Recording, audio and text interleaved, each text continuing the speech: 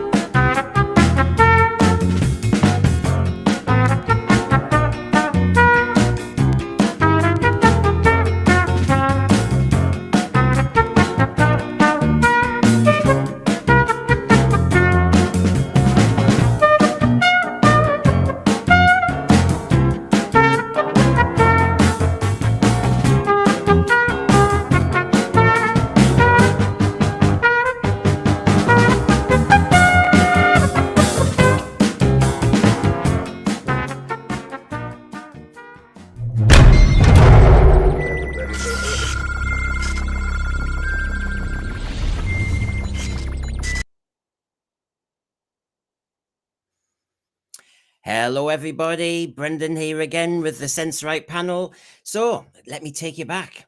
8th of March 1975. This was a moment that will live in history. Paraphrasing, of course, Davros.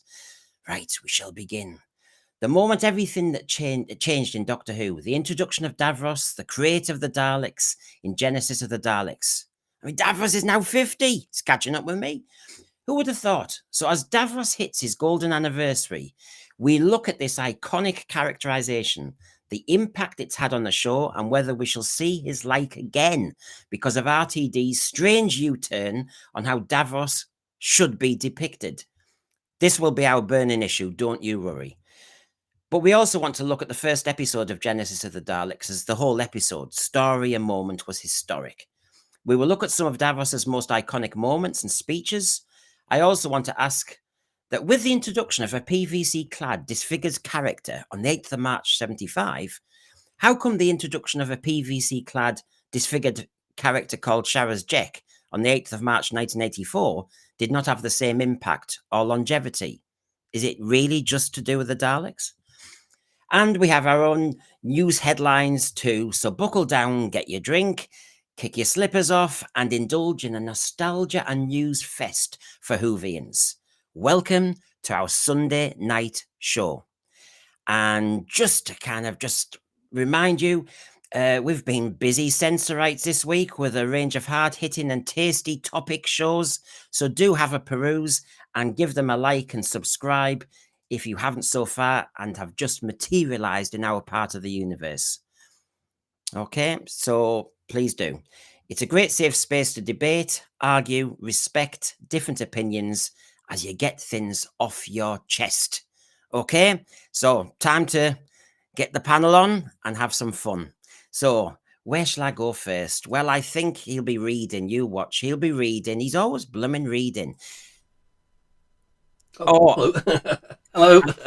And of course, you would be reading. I've been scanning a bit of that today, by the way, matey. Yes, Genesis of the Daleks. There you go. Yes, it's a great omnibus, that, everybody, and you'll see some pages from it today. The script, Jeremy, the script with the first entrance of Davros. That's right. It's all in there. It's all in there. Can't believe it's 50 years. Yeah, 50 years ago. I'm feeling old.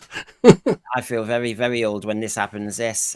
So, yes, the Davros factor. We've got lots to talk about, and I'll get everybody on first and foremost to debate it. Now, because Rachel's coming on, I thought I'd just kind of trigger her. It's a safe space, I've just said, and I'm going to trigger her. So I'll just get that ready.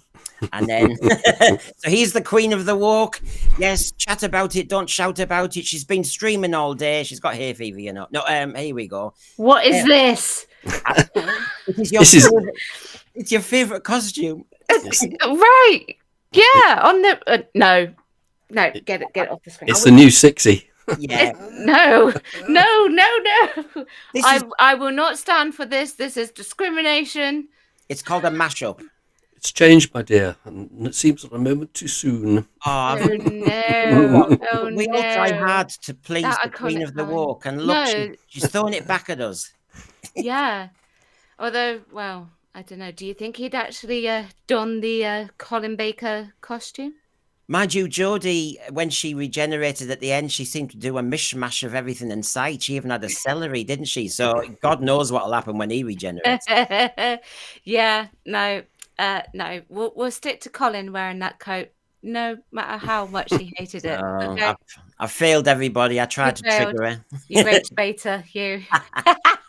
So we'll complete our quartet Hi, chat. with off to Belfast, and here he is, Ryan himself. Hiya, Ryan. Hello, I'm back to annoy you once again. Well, you couldn't miss this one, could you, Ryan? Because it's No. Davros at 50. My God, he's gone into his golden years. My God.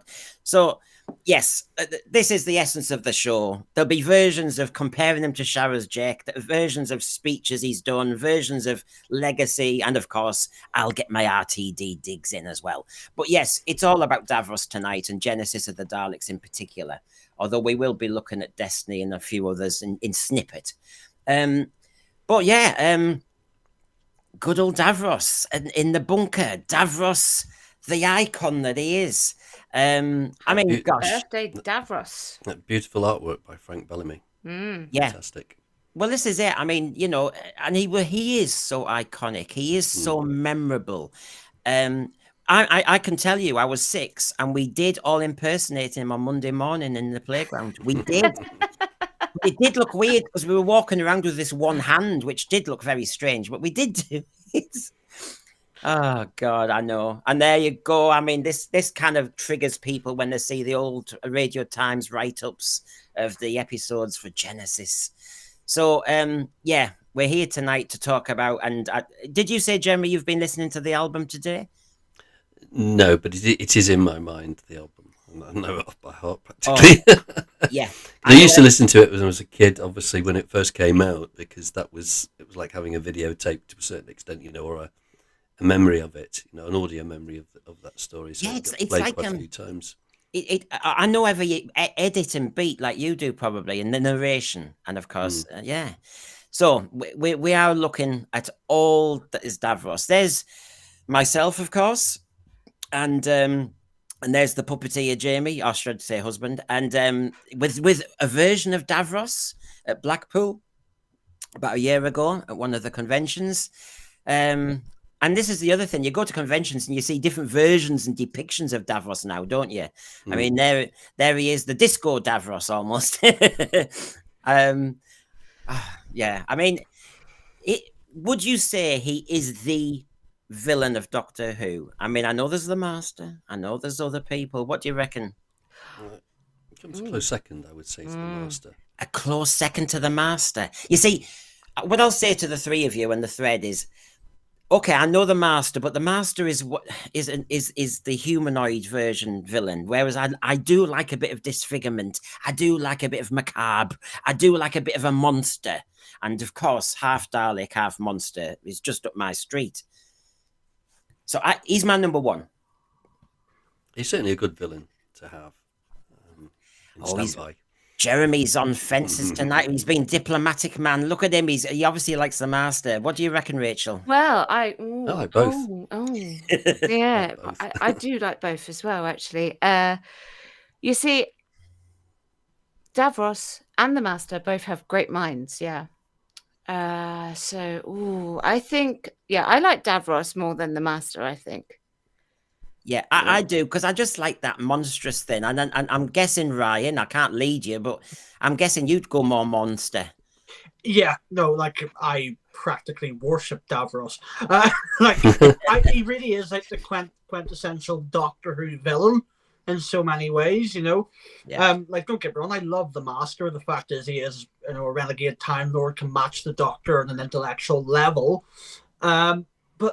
And Davros, it's the creator of the Daleks, the Doctor's sworn enemy, and also the fact that Davros can also match the Doctor on an intellectual level. The fact that they're both scientists always leads to interesting conversations, so to speak. Well, we're going to get into our burning issue. We're going to discuss it all, everybody. Don't you worry. We're just going to warm up the tonsils of the panel. And I saw this Lego today with Davros and Nida, and I quite liked it. Oh, that's Nida, is it? I thought it was Harry Potter. Well, yeah. Maybe I must the- admit, I must admit, Nida comes a close second to Davros yeah, Yeah. at times. he's I got think he's got a bit more hair there. Yeah. he's probably even more ruthless than Davros, actually. when you think about Yeah. it. Oh, but yeah, just everybody just to enjoy that Lego. Look at that face on Davros.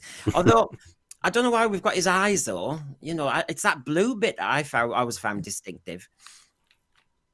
Yeah. Yeah. Yeah. So it brought to mind, though, folks, that when you see Lego and stuff like that linked with Doctor Who, did you see that for sale? No. Yeah, I did see it, but Yeah, you've I not did ordered see it. that. Out of interest, have any of you guys ever played Lego Dimensions?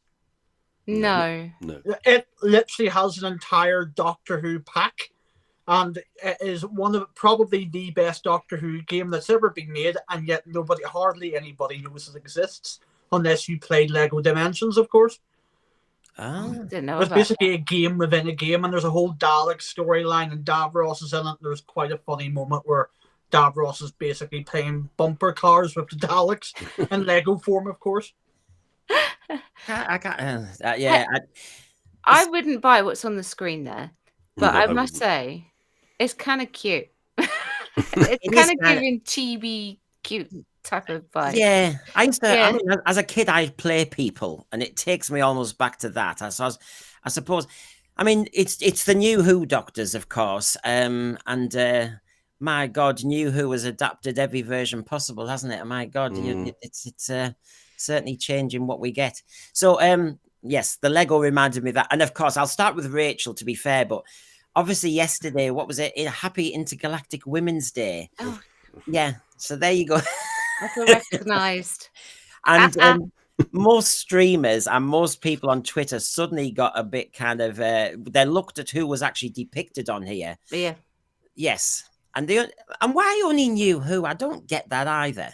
No, there should be more than that. I'm surprised they didn't go on about one person being on there, but there should be stuff from Classic Who as well, because characters from Classic Who, because they're women too. Well, I suppose you got Bonnie Langford on there, but it's only because she's in the current series. Yeah, She'd be left off otherwise. It's to promote the current series, Yeah. basically. Yeah, But pretty much straight up. Yeah. Yeah, it's a I find it a cheap shot. And it is still an unsettled issue. I'm not gonna. I mean, I did my big LGBTQ agenda one on Friday night, so I'm not gonna do it now. But we know the score here, that it's an unsettled issue, and you've got a trans character representing Women's Day. And I know me and Rachel, when we do our walk shows, that's a bit problematic, isn't it? It is. Yeah. A separate category maybe, but Exactly. There's plenty of days within Pride and throughout the year that recognises trans people. So why can't it be that day? Well, exactly. And if you're going to do Women's Day in Doctor Who, do Galaxy 4, because not every woman's nice. You've got to be fair with your representation. Absolutely. Do a bit of Galaxy 4, or do a bit of Paradise Towers. Those blooming tanks. I hated that. That put me off Women for Life. And the Happiness Patrol. Good grief. So, I mean, if you're going to do women's representation in Doctor Who, there's a few stories you could have thrown into your poster. Sarah Jane Smith, Leela, Romana. I mean, carry on. I mean, dear me. The Rani. I know she's not very popular, but she's still a woman. Sorry, I'm going to just adjust my headset. I won't hear you for a minute. I mean, Ryan, I get sick of all these international days anyway, and when people make up all these days, it gets on my wick anyway. But happy Intergalactic Women's Day. I mean, Ryan, is there such a thing? No comment. I may have tits, but I have no right to speak on International Women's Day whatsoever. So I'm no comment. I have no opinion. I just wish that everyone be happy, everyone be nice to one another. That's all you need to do. Is there an International Men's Day or Men's Day? Is there? That's a good question. International Toxic Masculinity Day. Ah, Then you can have Davros and you can have the Master. Oh no, you can't, because the Master. Which version of the Master? You could have Missy up there. Should have Okay. an International Doctor Who Day as well. Yeah. Well, yeah. So on International, Intergalactic Women's Day, who would you actually think would you be your best representation of a woman in Doctor Who? Me? All of you, Oh, yeah. I was Oh, you just go. looking at, there is an International Man's Day on 19th of November, so you got to wait for it. Oh, yeah. Um, Well, hold on. Who would I be? Oh, I don't know. Romana, maybe? well, actually, technically, men do get another day of the year, but I'm not allowed to say what it is on this. Sarah Jane. But it involves a steak. Sarah I Jane is the know. best role model. Sarah Jane, yeah. I mean, Yeah, she's a good one. you've got to go for an iconic female. I know if I had Hugh on, he would really say, no, you've got to get Barbara on there. Barbara as a good representation of a female in Doctor Who. Well, I also think that would be sort of time period dependent as well. Sort of, Yeah, I mean, Leela's a savage, but does that mean she's a good or bad representation? Because she's very instinctive, and she doesn't need a man. It's brilliant. Mm-hmm. She does need a man because she stayed with what's does, his name yeah. on Well, The Invasion of Time. Yeah, she married him. But it is. She liked Yeah, it more than- Ace, yeah. What about Joe Grant? Yeah, I love Joe. Is well, we now know obviously she ended up doing a hell of a lot in her life. She went traveling, seen the entire world and done many, many amazing things. So yeah, Joe Grant definitely put her in there. Well, we've got a few being thrown up. Carol Ann Ford, as I suppose the unearthly child and the very start. RPC's Delia Derbyshire, of course. I mean, such pioneering music. Katie Manning's given the shout out, as we just did. David Harding, Verity Lambert, which had been mentioned earlier as well. And Reese Roder obviously likes you. Rachel is an iconic female. Thank you. Yeah. But Queen of the Woke. Queen of the Work, absolutely. But I'm actually going with my Peter and my Doctor Who twin. He thinks Lady Adrasta. I mean, it's almost like high camp. I love her screaming in Creature from the Pit. I just think. What's this? We call it the Pit. Yes. Such a way with words. When she goes, no, take it away, whoa. Because of course I was doing the audio recordings then. So that moment when it reached a pitch, was it end of part 3 or something? And she just lost it, didn't she? I loved that. Absolutely loved it. Turn it, turn K9 towards the rock. Do this, do that. And, there was a whole load of beats that you recognize. And that classic line, here's another 6 inches to add to your collection. You remember that one? Oh, well, sorry, we've just been taken off. No. She was talking about metal, wasn't she? Yeah. So, Paradise Towers, Happiness Patrol, there's a few versions there. And, of course, Jodie Whittaker, if we're going to talk about women, she was on Jonathan Ross the other night, wasn't she? Did you see her last night on TV? I didn't see that, no. Is she promoting a new TV show? She is, Toxic Town. And she plays a Scot, a Scottish mother. And but she was asked about Doctor Who. Jonathan asked Jodie Whittaker about Doctor Who, and it was a softball. And of course, she just said, in many ways, she's just said she loves the attention. She craves the attention. She was talking about this amazing world of Whovians who know everything. And she said, if she's shopping or out in the street, she's looking at everybody's faces to see if they recognize her as Doctor Who, and she would like them to say hello. And I mean, in a way, you think, yeah, fine, she's embracing it. I can't knock that. But she really is saying she really talked in absolute terms how amazing it is to be Doctor Who and to have that in your kind of CV. So that's fine. That's good. Good. She was positive. Yeah. Which, let's be honest, if you interview Colin Baker, that hurt. And mind you, I like the honesty. But then, of course, Chris Eccleston can't quite talk about his period. He's started to vent a bit more, but we don't quite know what happened. Well, Jodie, the thing about Colin Baker is he got a rough deal but at least he didn't sort of take the baggage with him and saying, I didn't like the experience, blah blah blah. He was open and honest about it, and you do sympathise with him, certainly to a degree of it. But with Jodie Whittaker, I don't. Yeah. Well, she plays a Scot in Toxic Town, and I love my colorizations. And there's the Highlanders, and Oh, that's good colour.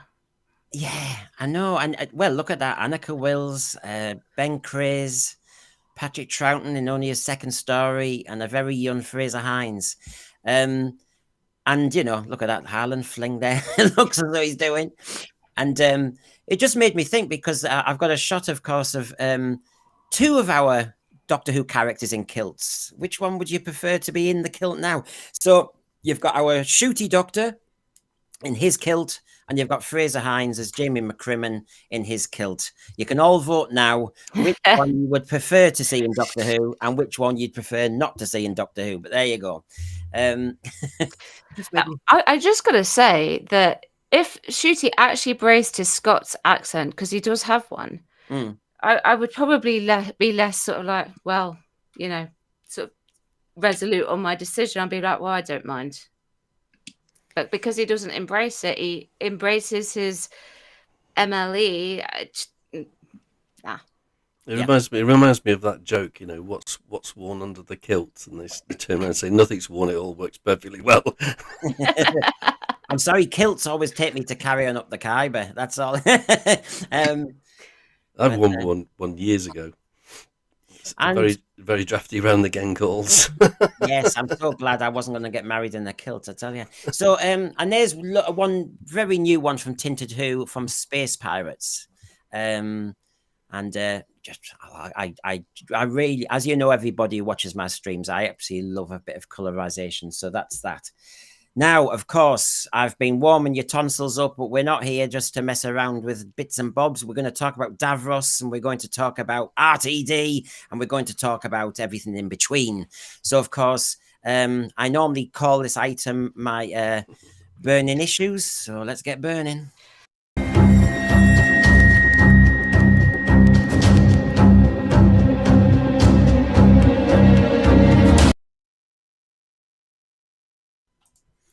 Yes, burning issue time. So we need to start with the impact of Davros, for good or bad, in Doctor Who. Starter for 10, Jeremy. Very good, excellent, and the classic villain in Doctor Who. But the problem with Davros, and over the years, has been watered down to a certain extent, or has been killed off but then brought back, which has kind of diluted the mainstay of the actual character, I think, a bit. I think, Rachel, this is part of the problem, that Davros, and we will talk about the Genesis of the Daleks episode tonight, but one of the problems with Davros is he's now so linked and meshed with the Daleks, and to be quite honest, he either diminishes the Daleks in their appearance because of him, or the Daleks now have him as their kind of pet. And I can't stand that either. So basically, the Davros and Daleks are both losing out when they're together. Yeah, I think so. For me, my burning issue would be pretty much the same as Jeremy's. Jeremy, sorry, excuse me. It just gets watered down. Plot regurgitation. It's only sort of so far you can take the character, and does he get overused in the end? And that's the downside to it. Yeah, no, I mean, you need a decent plot. You need, Genesis is a good story, but you can only do it once. And then I think Big Finish, in many respects, tried to rectify it in some respects. So there's that to it, but it depends whether or not you actually take Big Finish as canon. So, and now, Ryan, on that one, are you going to mention that Davros, that one, because that was not a bad Big Finish, was it? Oh, you got it. Now, Russell T. Davis, take note. You should have listened to these, you stupid. Anyways. And that's what you think of that. This is my take on the whole Davros thing. Genesis, perfection. Destiny, Oh dear. I will say though, I love the concept of Destiny. I think Destiny starts off quite well. And I love the concept that the Daleks are in trouble and went, crap, we need to basically dig up our creator and get him to help us. Yeah. I love that concept. Resurrection, I think, is phenomenal, especially from Davros's, like Terry Malloy. Even though I will say Michael Wisher is the best actor, in my opinion, to do Davros. Yeah. My personal favorite is Terry Malloy, just purely because there is so much content with Terry. But I love what they do with him in Resurrection. I love the fact that they have sort of continued that story. Like, you can very much follow Davros's story right from Genesis right to Remembrance, which I really, really love. But I will also agree that, it is fact that ever since Genesis aired, every single Dalek story that came after that in classic Doctor Who was also a Davros story. I will say I do think Remembrance does benefit that Davros doesn't actually really show up until the very end. So I think that's sort of what saves Remembrance, that the Daleks still very much get to do Dalek-y things without Davros sort of being there and in the way. I mean, I have a problem with, the Remembrance I might mention later, but as in, that's a problem in itself, isn't it? He appears as the Emperor Dalek and he's in some sort of camouflage disguise and you think, oh, for God's sake. And then his whole rapport and kind of banter with Sylvester's Doctor I found a bit off. It was a bit weird. But yeah, I mean, my burning issue is still the one that's been there for quite a while now, since 2023, which is, I agree with what you're saying about the diminishment of the Daleks and the law of diminishing returns with Davros, really, in each storyline. But it's the issue that it's mooted, isn't it, that the Daleks might be coming back. Some people have looked at the trailer and said that these are the Daleks. And I know. Oh dear. They have. No. I mean, they've said that. People are guessing because the laser that they fire shows that skeleton effect. I think that's the only reason I've seen that said. But if the Daleks are coming back at some point in the future, we have a problem with what RTD's done with Davros.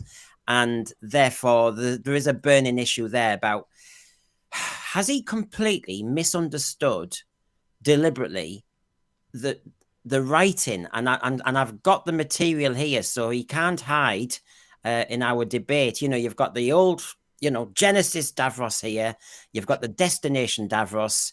And as I said to everybody, we'll be mentioning and comparing to Sharaz Jek, because he should be due a return, surely. So this is one of the big problems, because as you know, we were all settled after a bit of children in need.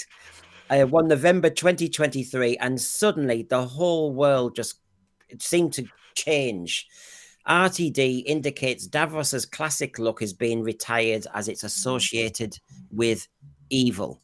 And just to remind everybody, I know it's your worst nightmare, but here we go. Davros Davies. Oh, yeah. Davies explained he's had long conversations about bringing Davros back because he's a fantastic character. Precisely. Time and society and culture and taste, oh gosh, he likes to list a lot of nouns, have moved on. And there's a problem with the old Davros. Yeah, you're jealous that you didn't come up with it. He's a wheelchair user who is evil. Now, we know there's an issue with what he's just said then. I had problems with that. A lot of us on the production team did too, because we all like to agree with me. Associating disability with evil. Trust me, there's a very long tradition of this, which I'm not quite sure of myself. Which he's half responsible for. Max Capricorn. Yeah, and in the Age of Steel. Yeah. John Lumick, he's responsible for half of this.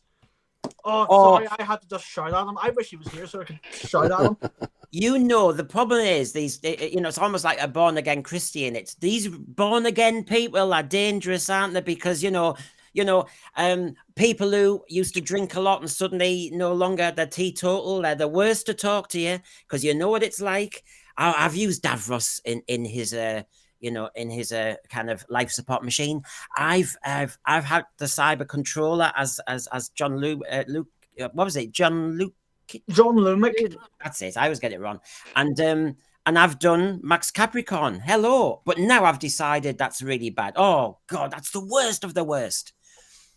God, it annoys me because, well, if it was really such a problem, why did you bring Davros back in the first place all those years ago for Journey's End and Stolen Earth? Yeah, exactly. Yes. Well, as he suddenly had some hindsight issue. Oh. But yeah, he doubles down on all this. I'm not blaming the people and the writers of the past. You better not. But the world changes. Now, I don't know if it's the same world that I'm in.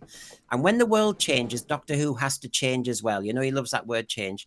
So we made the choice to bring back Davros without the facial scarring. What the hell's that got to do with the wheelchair, since he's obsessed with the wheelchair? So you see, I think sometimes we've been distracted in all these debates about the wheelchair bit. And now he's got 2 legs, when actually he's also saying, I assume, you can never have disfigurement in Doctor Who ever again either. So, I mean, we have a double whammy problem here from the showrunner, because Doctor Who, the body macabre, I mean, honestly, I loved those stories as a kid, and I'm sure RTD did. I mean, Jeremy, I know where we all stand on this, but I think we need to kind of really go at it at this time, because he's attacking Davros from 2 angles here. Yeah. Associating disability with evil. Well, this is something that we never thought of. And it certainly never crossed my mind. And I think it's a pretty lame excuse, really. The other thing is, Ryan, when I think about this, is that not everybody... Right. Okay. When you want representation is to give you something to be positive about. So if he's really bothered about that, I'm bothered about the people who went to Afghanistan, our veterans, and Gulf War and stuff like that. And sadly, they came back maybe without their limbs, and it's called harsh reality. It's awful, and they're not all going to end up in the Invictus Games, are they? As heroes for the country. Some of them are going to find it hard. And what he's saying is, I have just grown 2 limbs for Davros because I think that's a better representation for you lot. Like, no, to be really honest, like, I first seen Genesis whenever I was about 3 or 4 years old, and not once in my entire life have I ever seen Davros as, oh, he's a disabled guy in a wheelchair. No, I have seen him as a victim of a very long and cruel war, and that thing that he is bound in is the thing it's a life support system, which just happens to look basically like the bottom half of a Dalek.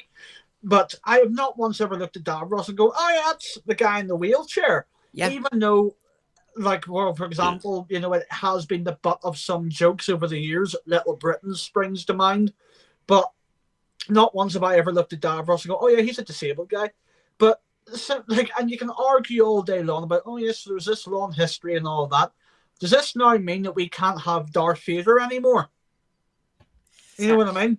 Yeah, because that goes against Rachel Lassomatics. That's right. He lost his limbs. He's completely burnt to a crisp.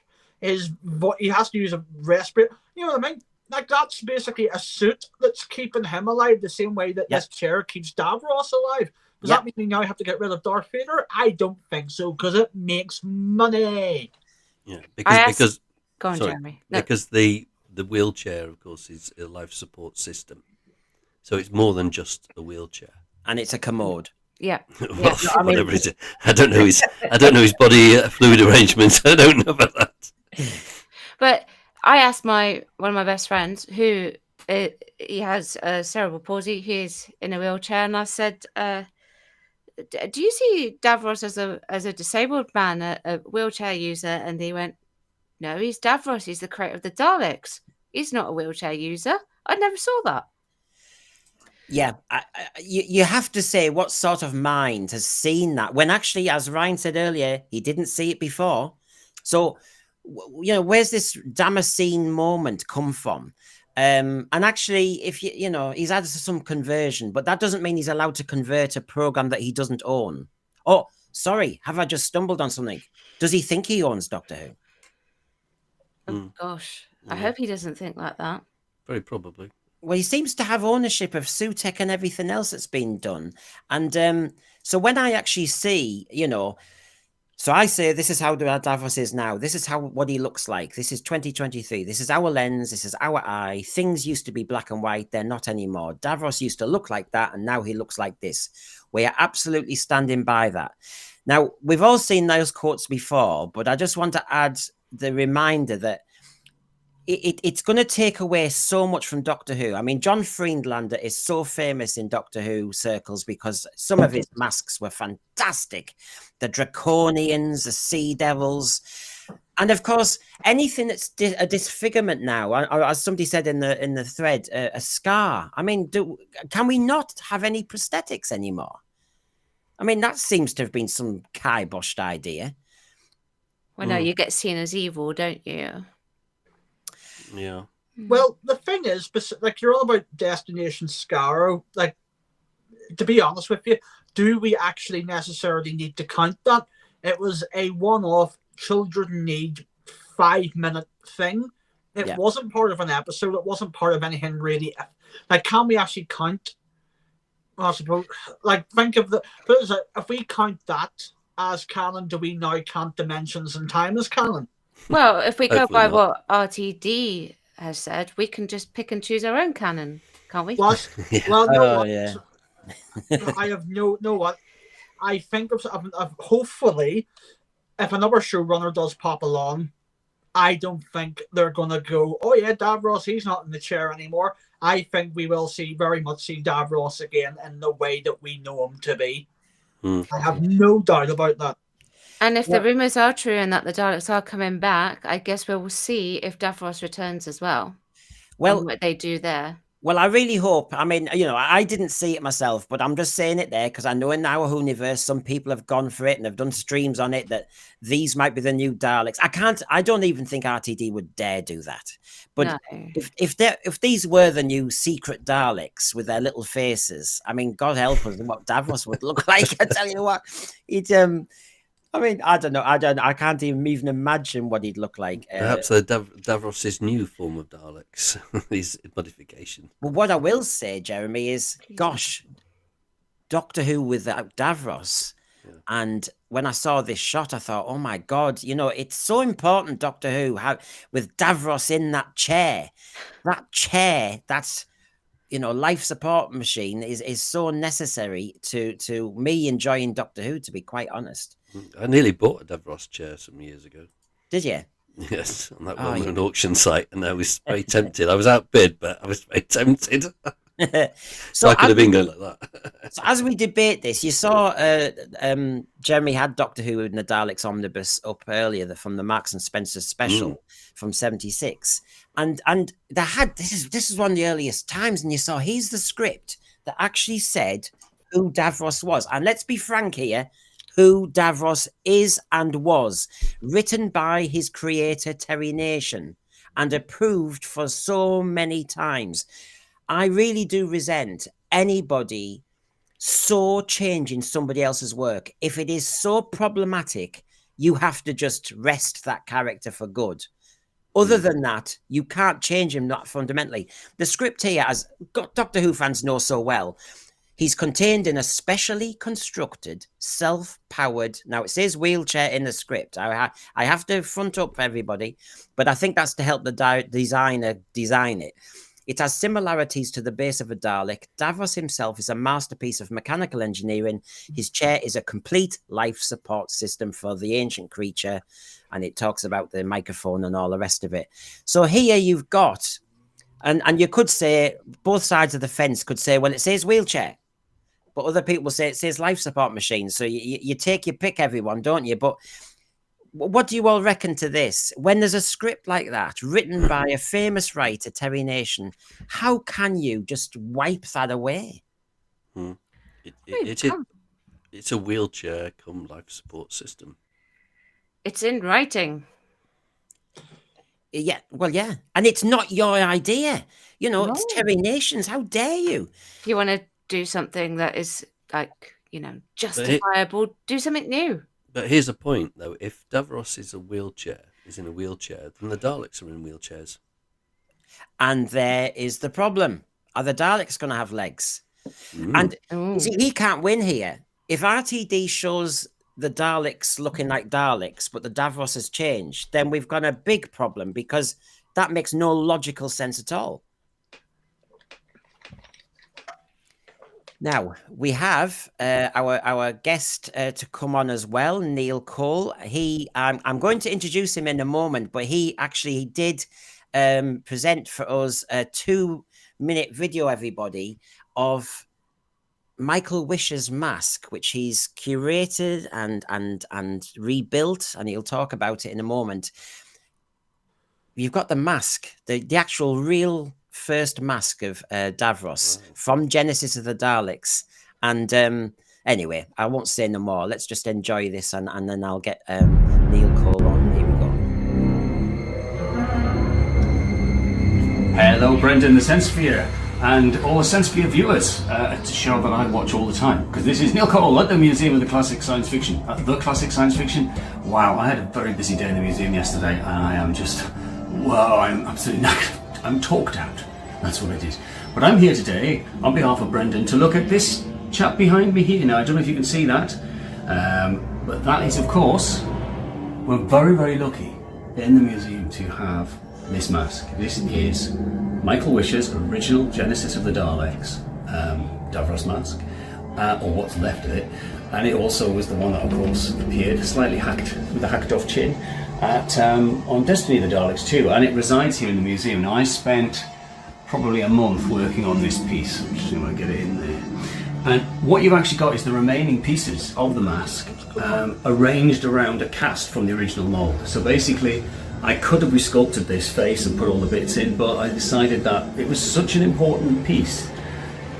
It's not about what I can do as a sculptor, it's about what's left. So the fact that I very kindly got the offer of from Mike Rymill, very kindly cast me one, and let's see if I can just get it in. And it is a fabulous piece. Now you can see that Davros's bonce, the top of his head, is up above there, and I placed it above there because it had curled up underneath, and because it had curled up, there was no way, without cracking even more bits off, that I was ever going to get that back onto the top. So I decided just to sort of arrange it best I could. So if you come to the museum, you will see that lovely mask. In fact, there he is now, having a bit of chat. And it's a lovely piece. It's one of those pieces that some people come in and think, oh, what's that, a bit of tight rubber? But for you and I, we know what that is. I mean, I'm very, very humbled that it's on permanent display here. You can come and see it all year round. Anyway, I will hopefully join you all soon.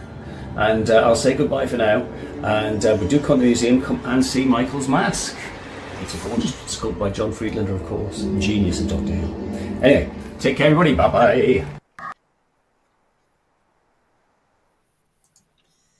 Hello, Neil. Well, there you go. Thanks for that. Hey, hello.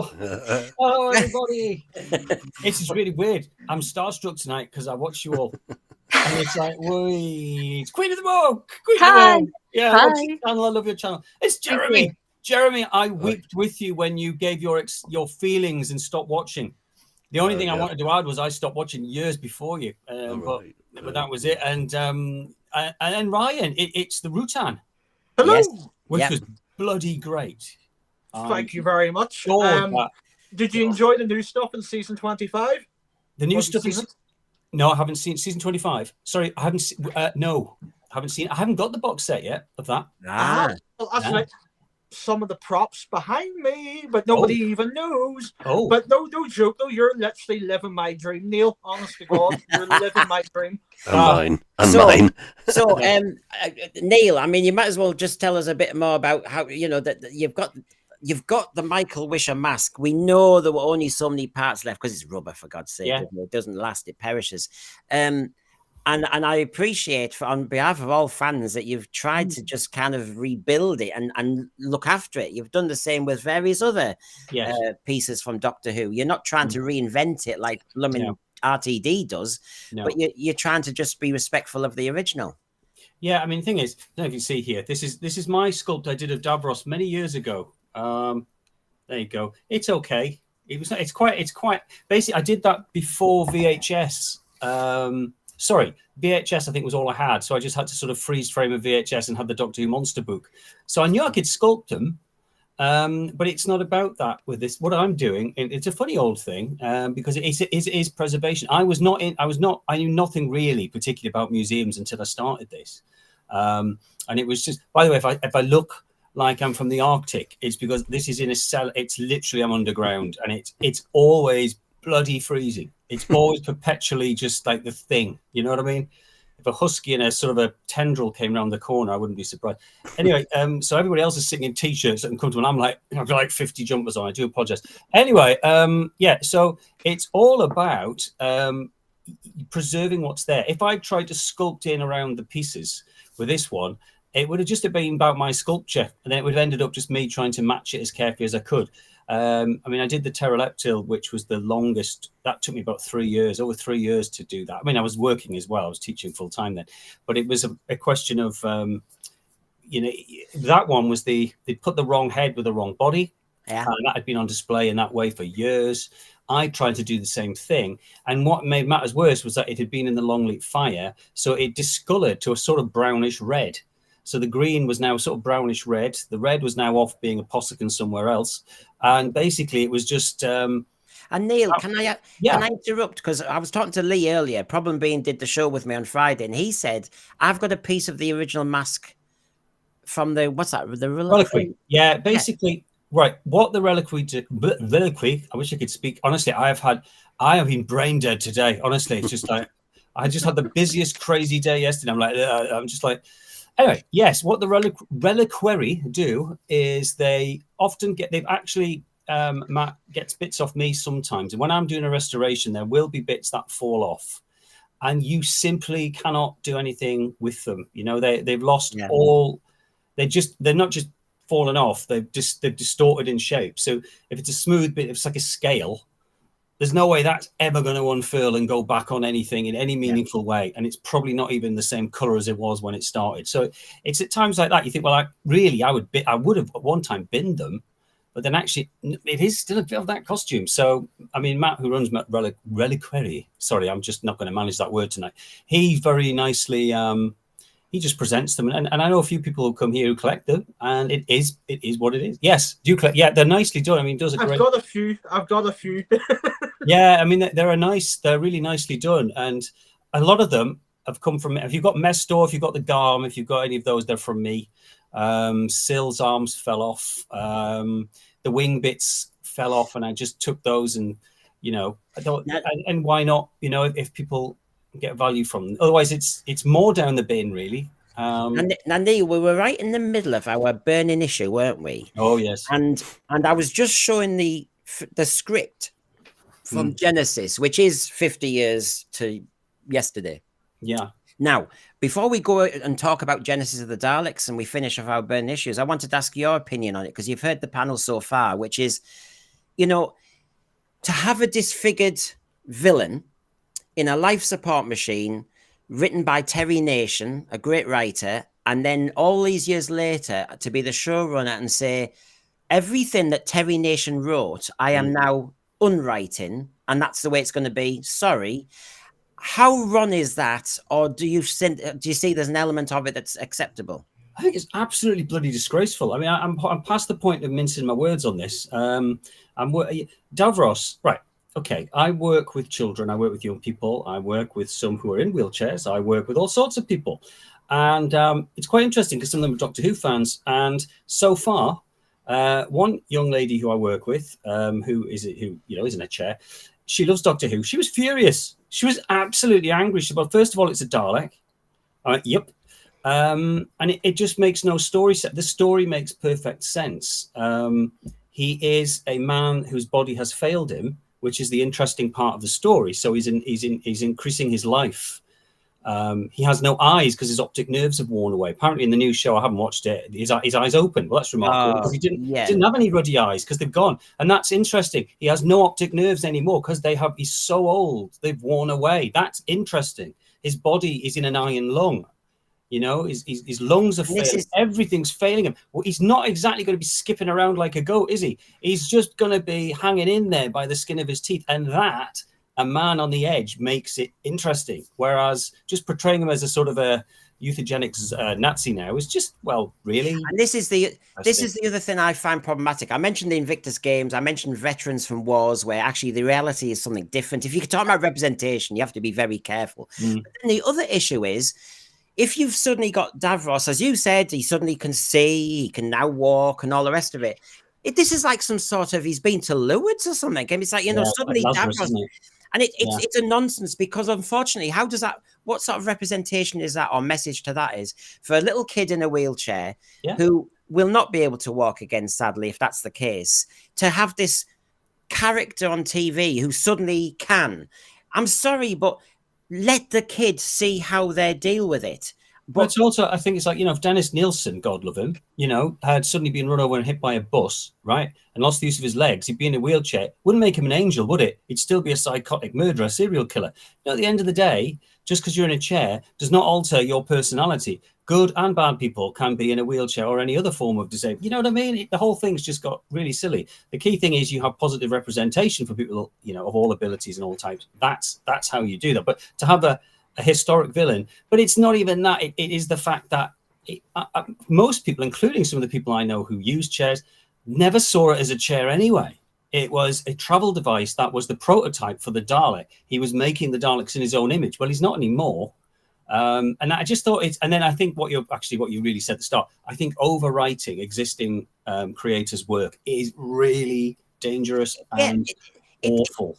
I would hate it. I mean, somebody wrote something, I'd just be offended by that. It's the cancel culture me and Rachel have talked about on Friday nights. It's just if you find something problematic, then take it away. But in this case, it's somebody else's invention. So basically, if you find it problematic and you happen to be the showrunner, just don't show it. But to change it is a version of Rachel of cancelling it. I mean, we've got Ryan here who's done a lovely reinterpretation of the Rutan, but you've clearly respected everything that went with it. Result, everybody universally loves it because you've done exactly what you should have. But if it turned out and looked like, I don't know, the K1 robot, and you were trying to say that was a Rutan, we'd have all been, what was he taking when he did that one? Do you know? It's just I mean, Rachel, what do you think, how it fits our cancel culture agenda thing? I hate it. And I actually think perhaps when they did do that, they should have actually recast Julian Bleach.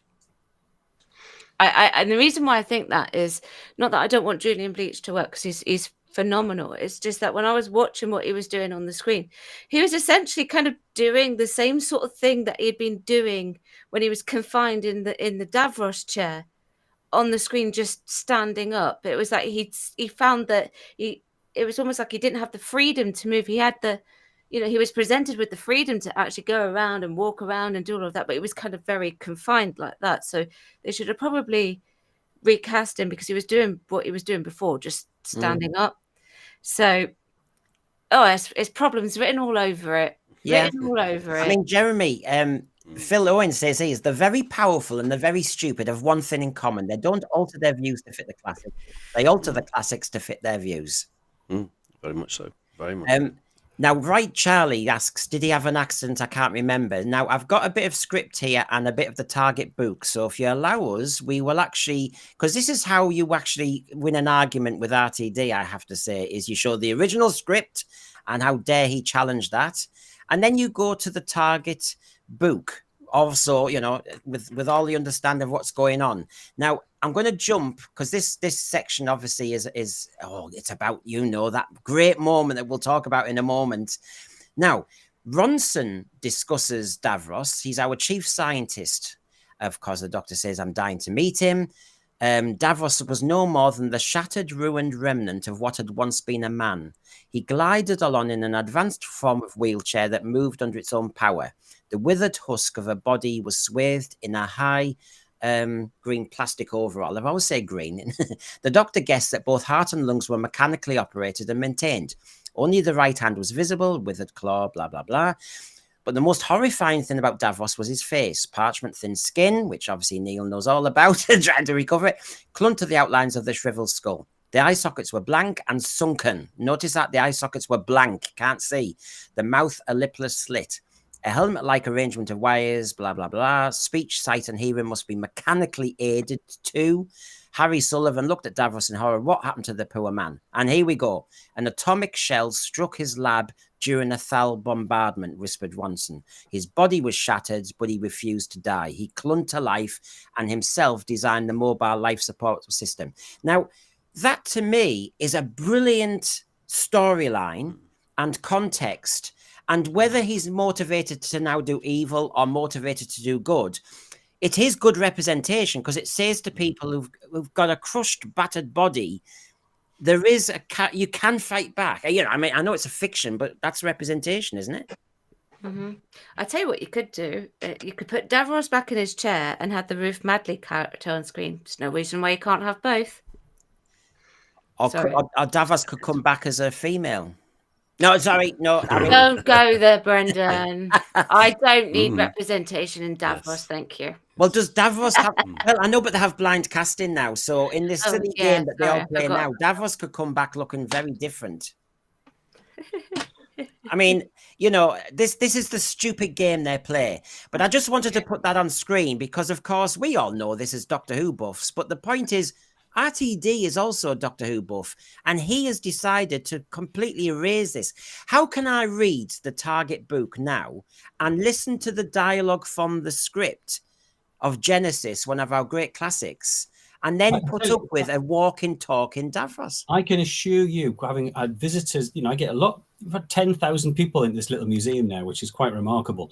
But the number of people who aren't Doctor, you know, generally you get a super fan or sci-fi nerd and their partner. That's the general gist. And I'm always very nice to the partners and offer them coffee. And if, you know, just chill out, don't worry about it. It'll all be over soon kind of thing. But they generally enjoy it. But the thing with it is that the characters that most of them remember, you know, there's a top three, and Davros is always in there. And Davros struck a chord with the general public in a way that very few do in that level. So you got people from like remembering, this is from, you know, the 70s, remembering Davros. And then I just honestly if that new version of Davros, which does not correspond to that book at all, because I would argue it's the accident that generates his desire to perpetuate himself and to live and everything else. So it's the fact he is become so, you know, defeated in a sense that he builds himself again. Anyway, but that new version is never going to inspire in the way it's just another maniacal villain. That's it. That first iteration of Davros was so powerful. People come in here and talk about it. Simple as that, you know. Yeah. Well, people are finding this fascinating. Do you know what? You can revisit this topic in different ways, Davros Gate. If you go to the material, if you go to the source, if we say we like Doctor Who, you go to the actual source. RTD wants to do this brushstroke effect and just erase things because he's suddenly had this Damascene moment, which is called Disney. I just think it's crazy. Now, Warflare, good to see you. Hopefully you've subscribed. I saw Genesis as a young boy. Yes, I was 6, and I think that's just the right time to grab us. Absolutely loved it. Now, we're going to talk about it in a moment, but I just want to make sure I've scored a few points over the dastardly RTD. This was, of course, before we get to looking at the episode and Genesis overall, still thinking of RTD and what's possibly going to happen in the future. To see that ruin, Rachel, and Sarah stumbles on it, and the Dudley Simpson music, and the Mutos are chasing her behind, and then in some shadowy corner, you see this half Dalek, half humanoid, disfigured. I mean, come on. Love it. And it's so understated as well. You know, Doctor Who can have this thing where it builds up to the evil bad guy or whatever, but it's so, for this it wasn't like that because you knew that Davros was coming. You didn't know what he was going to look like, all right? So you knew you were going to get him no matter what. So when it just led up to it and it was just half in shadow, and he was just so, the way he speaks is so deadly and it's so quiet, and it's terrifying for the right reasons. But it's so understated. And Jeremy, And Jeremy, the script, I mean, I've got it, I'll put it on the big screen, but basically this is a very strange cliffhanger as well. This is the first moment we see the creator of the Daleks. We see a Dalek again, but he actually, you know, he gets it to go through this procedure of exterminating. It's obviously a prototype. And then he says now, and it, as Rachel said, it's very understated now. Location is still faulty. We must improve the sense organs, but the weaponry is perfect. We can begin. And it's that actually is the end of the episode. It's a very interesting way of introducing Davros, isn't it? Yeah, it's the way that he actually whispers it. He goes, Yeah. perfect. Yeah. Perfect. Excellent. Exterminate. And it's just that way that he delivers the lines. And the fact that the whole area is dark and it's somewhere away from the actual bunker. And the atmosphere, it is quite historic, great. I mean, the last time that Sarah saw the Daleks, because she's seen the Daleks before. Yeah. But certain in that previous story, and I can't think what it was now, but I'm sure it'll come to me. Let's have a look. Sorry. So yeah. Oh yes, Death to the Daleks, of course it was. But so she's familiar with the Daleks, but it's still almost like as if it's like a companion who hasn't seen the Daleks. That's that first beginning, that first moment. But but it's very, very atmospheric and very good. And we're going to talk about the atmosphere and everything, because if you're going to talk about the launch of Davros, you need to talk about that Genesis of the Daleks, episode 1. So don't go here. How to film a scene that looks $1 million. I was about to say myself that you don't need the big budget, because you just saw that set a minute ago where, let's face it, if I can go in the right direction, I always go in the wrong direction, you know me. There you go. Look at that. I mean, if you really look at that, it's not $1 million, is it? No. You've got shadow, you've got a pretty effective lighting, you've got some good acting going on, and you've got Dudley Simpson's music. And I'm sorry, you can stuff your £1 million. You don't need it. You just need somebody who knows how to scare the kids, Ryan. There's hardly much lighting going on in that particular scene, apart from the spot over Davros and the Daleks, and obviously Sarah. So it does make quite a difference. I mean, the only thing I noticed, Neil, was they do a quick zip or pan, don't they, to try not to show the Daleks straight away. So you saw Davros first, then the Dalek shooting. That's the only thing I noticed, where they were trying to tease us a little bit. But I mean, this moment will live in history. Well, if you just look at that there, I mean, look at it, man. It's just glorious, isn't it? I mean, it's just perfect, and it's. I mean, I don't know if we'll talk about it later, but I mean, I was never happy with how Davros returned. I think it was one of the better returns early on, I guess, but it got certain things wrong for me. But the hand was really important. Wish's hand is so sort of fragile, and yet it's like hand acting. There's like determination in that hand. And he's like, again, just trying to hold it. And again, I think by giving him the sort of mechanical hand, I mean, I know technically it was blasted off and whatever, but it just lost that. There's a sort of a vulnerability in him. And yet this tremendous mental hatred and venom inside him as well. And it's just that design. I don't think it's dated. I don't think it's aged. I think it is the best Davros design. Easy. Oh, yeah. I will say, with the Michael Wisher version of Davros, there is one thing that I have noticed that he does. I don't think the other Davroses do it as much, but when he goes to do his whatever he's doing, it shakes. It's just yeah. Like that. It feels an effort. Everything he's doing, he's willing himself to do the simplest things, and that's why, again, somebody said you realise Davros's eyes opened. I went, well, that's interesting, because he's got no tissue under there at all. Yeah.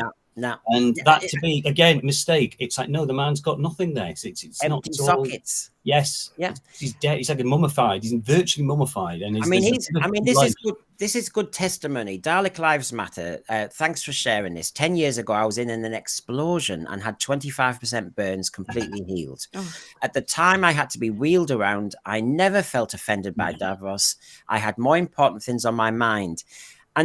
And this is what I mean. I think I'm going to call it the woke agenda of the media lovies. I love the way they always speak on behalf of somebody else who hasn't said what they said. I mean, you know, I've decided I'm going to speak on behalf of the North. The North has not voted me in, and I haven't even talked to them. You know, who the hell am I? I'm sorry, but I find it fascinating that these people always say, I'm going to speak on behalf of somebody else who seems quite happy, actually. No, I think it's called giving them power when they actually feel as though there's nothing interesting about them anymore. I find that RTD is bored with Doctor Who. He hasn't got any ideas for what to do with it. So the only interesting thing he can do is change it, win a few headlines. You know, that seems to be the only way he can actually gain credibility at the moment with his friends. Stephen Braddock, hello. If Davros is now able-bodied, that changes the whole future of the Daleks. Well, we have said that is, whoa. As Davros built the Dalek design based on his life support machine. I mean, they're a Mark III travel machine, aren't they? And we all know, as Doctor Who geeks, it's just a mutant inside who can't really walk. I mean, we don't actually see them in action, but we know in Resurrection they can move around a derelict building and then strangle somebody, but that's all we get. We don't see two little legs or anything. So basically, the mutant needs the travel machine. So basically, they are you still allowed to say disabled? But they still need that machine. I just don't know why RTD blundered into this nonsense. And I'm sorry, but there's no way he should have dared blunder into this, because by that point, Davros was about 48 years old as a character. The Daleks all the way from 63, and he's blundered into something that could completely change them. And I tell you what, if you change the Daleks, and as he's changed Davros, you're going to turn so many casual mainstream viewers off, because everybody knows Doctor Who and the Daleks. Yeah. It's just too recognizable. It is the unique selling point of Doctor Who and the Daleks. Yeah, they've tried to do it with the Paragon Daleks as well, and the Jodie Whittaker ones to a certain extent. Didn't quite work out. Oh, the Jelly Baby ones. Yeah, I know. David Harding in Toronto agrees with me. You don't have to remember on the Sense Sphere. I think RTD is bored with Doctor Who, Chibnall too, for that matter. Their eras are all about shaking things up instead of giving us quality sci-fi to watch. And as I said with Lee on Friday night, I don't actually even think they understand sci-fi. No, I can just chip in here. I mean, I've been very fortunate to have a few people who worked on the show pop in here every so often. And some of the writers, and one of them was a sci-fi writer, and this was a writer from years ago in the classic era. And it was just interesting because he said when he was working on the show, he would submit multiple scripts, and there would be other sci-fi writers writing their scripts too, and you would pull from this really big range of high concept sci-fi shows. You know, so you'd have. I mean, I love sci-fi. I mean, the titles, you know, I love classic science fiction. That is what I love. So basically, you had a pool of, right, sci-fi is exciting because it explores core, big ideas, core concepts, all sorts of things. But if you're not employing sci-fi writers, which clearly RTD doesn't seem to be, well, he's admitted, he said he wanted it fantasy, but it's missing the point. And again, it was when these writers were talking. This writer was talking. This guy was already an established sci-fi writer and had film scripts, and yet he still had to go through a huge amount of rigor. He had scripts turned down, and these were all, you know, hard sci-fi scripts, really, from which the drama would build out from. But I think nowadays it just seems to be favoured people, individuals on agenda-based things that are being brought in to write what should be a complex sci-fi show. Yeah. Thoughtful sci-fi show, and it's just not happening. And I mean, that last don't start me, Brendan, on that last year of Who. I just anything with I mean, I'm not into musicals, right? Generally, I'm a hard heavy rock metal person. But at the end of the day, there's no way I'd play heavy metal, right? Now, I mean, my favorite band growing up was Rush. My wife calls them thrush because she finds them irritating, right? So basically, there's no way I would start playing, you know, some of my favorite Rush songs just because I like them and I can in Doctor Who. Because yes, I mean, the Rush fans would love it, but other people would turn off. It seems it's a very self-indulgent, and I'm not a musical theatre person. It's just not my thing.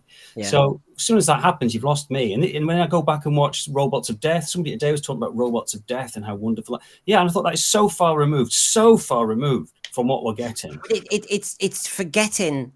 And I'm aware, Rachel, that's your background, isn't it? Training in musicals. It is, yeah. No, it's absolutely fine. You don't have to like musicals. I listened to the show, Rachel, where you explained about musical theatre, and I actually learned a lot from it, actually. And you were saying how it should move the plot. Yes, that's right. Frequently bad musical theatre doesn't move the plot, and I totally get that. That's correct. But I also think musical theatre is almost, it's not a genre like even say Western, which was a time period. It's like a separate reality, and if you don't just dodge in and out of it, suddenly everybody come into the museum and everybody spontaneously, without musical instruments, there's a sudden soundtrack and everyone's dancing and we're suddenly singing each other. It's just absolute nonsense. And it's like to do that in Doctor Who, it's like, I do like some musicals, Rachel. I have a good example of how to do it correctly without it being sort of, you take a Pygmalion, if you know the play Pygmalion. Brendan, you probably do. Yeah. And then turn it into My Fair Lady. You've got to find the correct place to put the songs in order to make it work. And they got lucky. It does work. Now we've got an interesting one here. He's got an interesting title. I'll just leave it there. So Doctor Who was about representation, but RTD was worried about offending disabled people. He's an idiot. My daughter has cerebral palsy, and she thinks changing Davros was an insult. Look, great, useful, valuable, important testimony. And I feel for these people. When I taught a few children at school who, when they knew I was a Doctor Who fan, they referenced Davros. And that had severe difficulties. And when I talked about Davros and when I talked about how they were doing a version of Davros in school, I used metaphor and everything. Their face came alive and they were excited that they could be seen as different as Davros. I remember they couldn't talk, so they actually, they typed very slowly their presentation in an assembly about how they felt. They'd made a reference to Davros, and I thought, you've just wiped all that away, RTD, without any discussion with all these kids who actually do like it. I mean, kids don't like everything that's perfect and everything that's boring. They love a bit of villainy, a little bit of naughtiness. Didn't it as well go one step further when he was? I could have imagined this. It might have been in a dream, but wasn't there this sort of thing about even a disfigured person can't now be shown as negative? Because that again, that was part. I mean, I'm not saying, gosh, of course we shouldn't be ever. But that's now making it an embarrassment. You can go talk to Katie Piper on TV on Loose Women, people who've actually sadly been attacked by acid or whatever, or burns victims, and they are trying to do positive representation by being on the telly and actually showing what's and all what the issues are rather than hiding them. And I'm sorry, but hiding them takes me back to another great novel, Ken Kesey's One Flew Over the Cuckoo's Nest, where nonconformism in 1960s America was to be swept away. We've got to hide nonconformity. We've got to hide disability. We've got to hide people who aren't very clever in the head. No. That's disgusting. That's cancel culture. And RTD in his progressive nonsense has fallen for it again, but he can do that in his own little world in Cardiff. The trouble is he's done it to my favourite programme, and this is what I find that I really resent, because I can't unravel what I've heard him say and what I see when I see Genesis of the Daleks. I can't separate the two. See, for me as well, though, like, you're losing quite a big chunk of what Doctor Who is, which is the body horror aspect of things. Yeah. Think about how much of body horror actually is in Doctor Who, so you can't do that anymore. But it's quite funny because there's a movie at the minute everybody is talking about called The Substance. Yeah, which I was thinking is very much a body horror movie. So you know what? There's still very much a market for body horror, and we're all talking about, oh yes, Davros in the wheelchair, Davros out of the wheelchair. This was never a problem before all of this happened. As all of us have all said, we never once have we ever looked at Davros and went, "Oh yeah, there's the Dalek guy in the wheelchair." No, I've never ever seen that as a wheelchair, even though it's written in the script as a chair, not a wheelchair. It's written in the script as a chair, so that could be. Well, just before we move on to actually really celebrating Genesis of the Daleks and the impact of Davros across the whole of Doctor Who, I just wanted to trigger you. So feel triggered, everybody. What I'll do just before we do move on is, in case people do need warning of they'll be triggered, I'll just do this.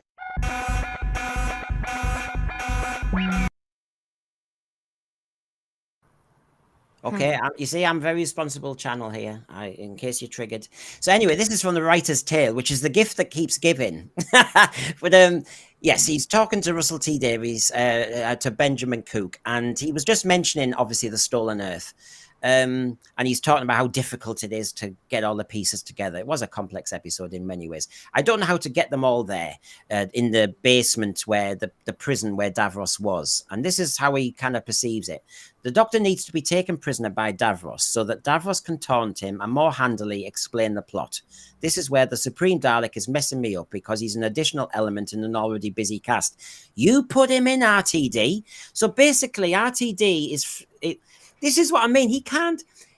remember the Generation game when they used to spin the plates? Well, RTD's crashing all the Doctor Who plates on the floor because he decided to have a Supreme Dalek because he must like the toy. He's got Davros there for the first time for many, many years, and that was the big moment. And he's made Davros the pet of the Supreme Dalek, and he's actually saying in his own blooming writer's tale, I don't know what to do. And so you can see how this man sometimes can't cope with some of the issues that are going on here. And he goes further. I simply can't bear it when Davros is in charge of the Daleks. Now, you see, he's our showrunner, and if what he says goes. I simply can't bear it when Davros is in charge of the Daleks. Well, they wouldn't let him. It reduces him to soldiers. So the Doctor with Davros, yes, but which companion in that room with them? I'd always imagined it was Doctor. And he moves on to the Donna and how he was going to try and get companions in that base. What is your opinion on this one then? Because it's the impact of Davros on the Daleks and Doctor Who. Can RTD be right on this point? That you can't have Davros in charge of the Daleks. Would you agree with that one, panel? No. Well, maybe not in charge of the Daleks all the time. I just think it. I remember before the new series, I remember thinking Davros probably got to the point where I think a lot of fans said we saw a little bit too much of him. I think he's something that just needs occasional. It got to the point where you had to have Davros in every story. And I thought, say Resurrection of the Daleks, I actually think you could have done that without Davros, that one. But then Revelation of the Daleks, where he's the great healer, and I think it's a great... Yes, I like that one. Yeah. I think second to Genesis, I think Malloy Terry is fabulous in that, and I love the fact he's in this tank and he's recycling bodies, and it's just beautifully grim and lovely. And I just think that was a good use of the character. So I think there are just stories that this Dalek should just be doing their stuff, and that's fine. You don't need him every time. But then when he comes back in, there's no reason why he shouldn't, because he created them, and there should always be that interplay and tension between the Daleks and the creature that created them. I think there's a problem with... I do think there's a problem where Davros... Davros at the moment, they've got their own little civil war plot half the time. And I'm sick of that now. That needs to be put to bed, and Davros and the Daleks need to have patched it all up, because I'm sick to death of this, who's in charge of what and all the rest of it. It's boring me now. It's like a bit of EastEnders with Doctor Who. It's just like, away, come on. Davros is, but now they've made Davros, as you know, with Stolen Earth and the Crucible, that was getting ridiculous. I mean, suddenly he was using, is it Dalek Khan, was it? And he was seeing the future because of the timey-wimey nonsense there. And Davros was saying the children of the Doctor's children, and I don't know, he started to become this space Jesus, Davros. And remember, when we have Genesis of the Daleks, Davros didn't even say there were any other planets out there, remember? Mm-hmm. Yeah. And suddenly he's now the master of the universe, and he's planning the Crucible and aligning 27 planets. So we've had this massive jump on the I prefer Davros just to be this mad scientist who is fighting his, his demise. He's fighting his demise, and he's just trying to live on. That's enough of a what's the word, motivation in life, for that character, to give him more than enough weight to tell the story. you know, and after that, I mean, there was, am I right in assuming, sorry, I literally had given up watching this, and I remember somebody, probably a child at school, coming and telling me about this, and I think I probably like regurgitated me coffee all over them. But basically, is there an episode where Davros has met the Doctor before Genesis of the Daleks? Because clearly he hasn't. Yeah. Does that, was I dreaming? Yes, I heard that? when he's a kid. Did that happen? Because that clearly did Is not. that New Who? That's in New Who, isn't Oh, it? yeah, New Yeah. Who. Happening Oh, classic. absolutely Yeah. New That's Who. in Yeah. Magician's Apprentice, but I don't think that well, it's played off that Davros doesn't actually realise that he's met the Doctor because it's Peter Capaldi. Right. It's not really, you know, but That felt really naff, because when you watch Genesis, that initial meeting where Tom Baker meets Davros is clearly the first time, and it's beautifully played, where he's just sussing out this weird creature that's just come in. And then I thought, there's no way these two have ever met before at all. And again, it's this rewriting of somebody else's work, you know. That's the first meeting, very clearly, you know. Anyway, sorry for that little rant there. That's all right. John Henson here. Davros is a superb character, in my opinion. Davros is Davros. I keep saying Davros instead of David. David is jealous. Look at his treatment of Sutek. I just find it. I think disrespectful is too mild an adjective, actually. David Harden, and I think that's a big mistake that the classic series made, making every Dalek story after Genesis. Yeah, I agree. Yeah, Totally I agree with that. Absolutely. Because there was some fascinating. Destiny was where it went wrong, wasn't it? Because with Destiny, instead of having the Daleks, Destiny, they went through the rubble and tried to find him again. Resurrection was the problem, because he's in a prison spaceship, and that's a brilliant concept where you just have him separate. To have the Daleks appear again, you know, maybe you could have had it right at the end, like a Frontier Space style, but give Davros time to breathe. He's always obsessing about. Well, they've made him neurotic, because he's now always aware which Daleks have got it in for him, you know, and he's then trying to recruit them. It's a bit evil of the Daleks, where, you know, you have that kind of civil war. Now, what I wanted to say is let's dive into this beautiful 50-year-old story, Genesis of the Daleks. You know, I'm just going to flick through the slides, so please join in, panel, with moments. I watched it again last night, and I just think it's almost one of those Doctor Who stories where it's pitch perfect. It's what a great episode 1. And you know what? It surprised me, Jeremy, how much was going on. What I was being told. It was very World War One. There were landmines. There was the incarceration. Sarah on her own. You had this concept of mutos. It was very adult. It was very gritty, and my God, the amount of jeopardy in that episode. And Time Lord on a mission. Yeah. Mission for the Time Lords. I just do think that we were missing a drag queen at some point to pop up at some place. I just think that is what we were missing in this episode. I thought you were going to say, Neil, a song. Yeah, song. A song. Yes, they should have just stopped. But Yeah, we did get a boom moment, though. A boom. We A did boom moment, yeah. Yeah. Yeah. A boom microphone. No, as in No. like as Tom Baker's Doctor steps on the mine. And he can't Yes, get but off it. Tom did it before Yeah. Nahudi. But did you know, it's been as done. Rachel knows, we didn't have to spend 45 minutes on that blooming mine. No, we It was- didn't. It was one moment. Terry Nation has so much imagination. I know Barry Letts said sometimes he's regurgitating the plot, but for God's sake, as a kid, I loved all this. They're running away. There's explosions going off. There's Are you sure that's not gunfire. them having a song and dance moment? Are you sure?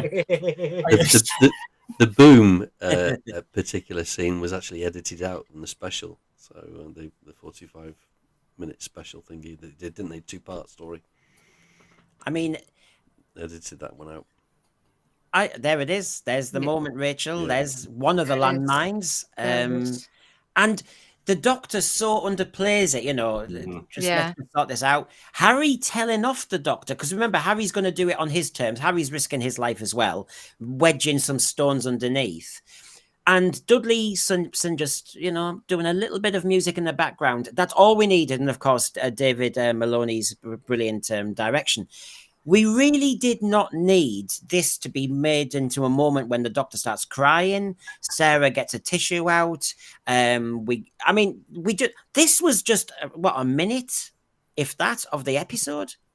See, the problem is though, like Stephen Moffat has actually done that twice. I think he just watches Genesis of the Daleks on repeat on a Sunday afternoon, and then goes, what can I take from Genesis of the Daleks and just turn that into my own story? Because he done it with Magician's Apprentice. Because he took that one little line, if you knew a child would grow up to be totally evil, could you then kill that child? He turns that into an episode, and then he turns this landmine bit into an episode.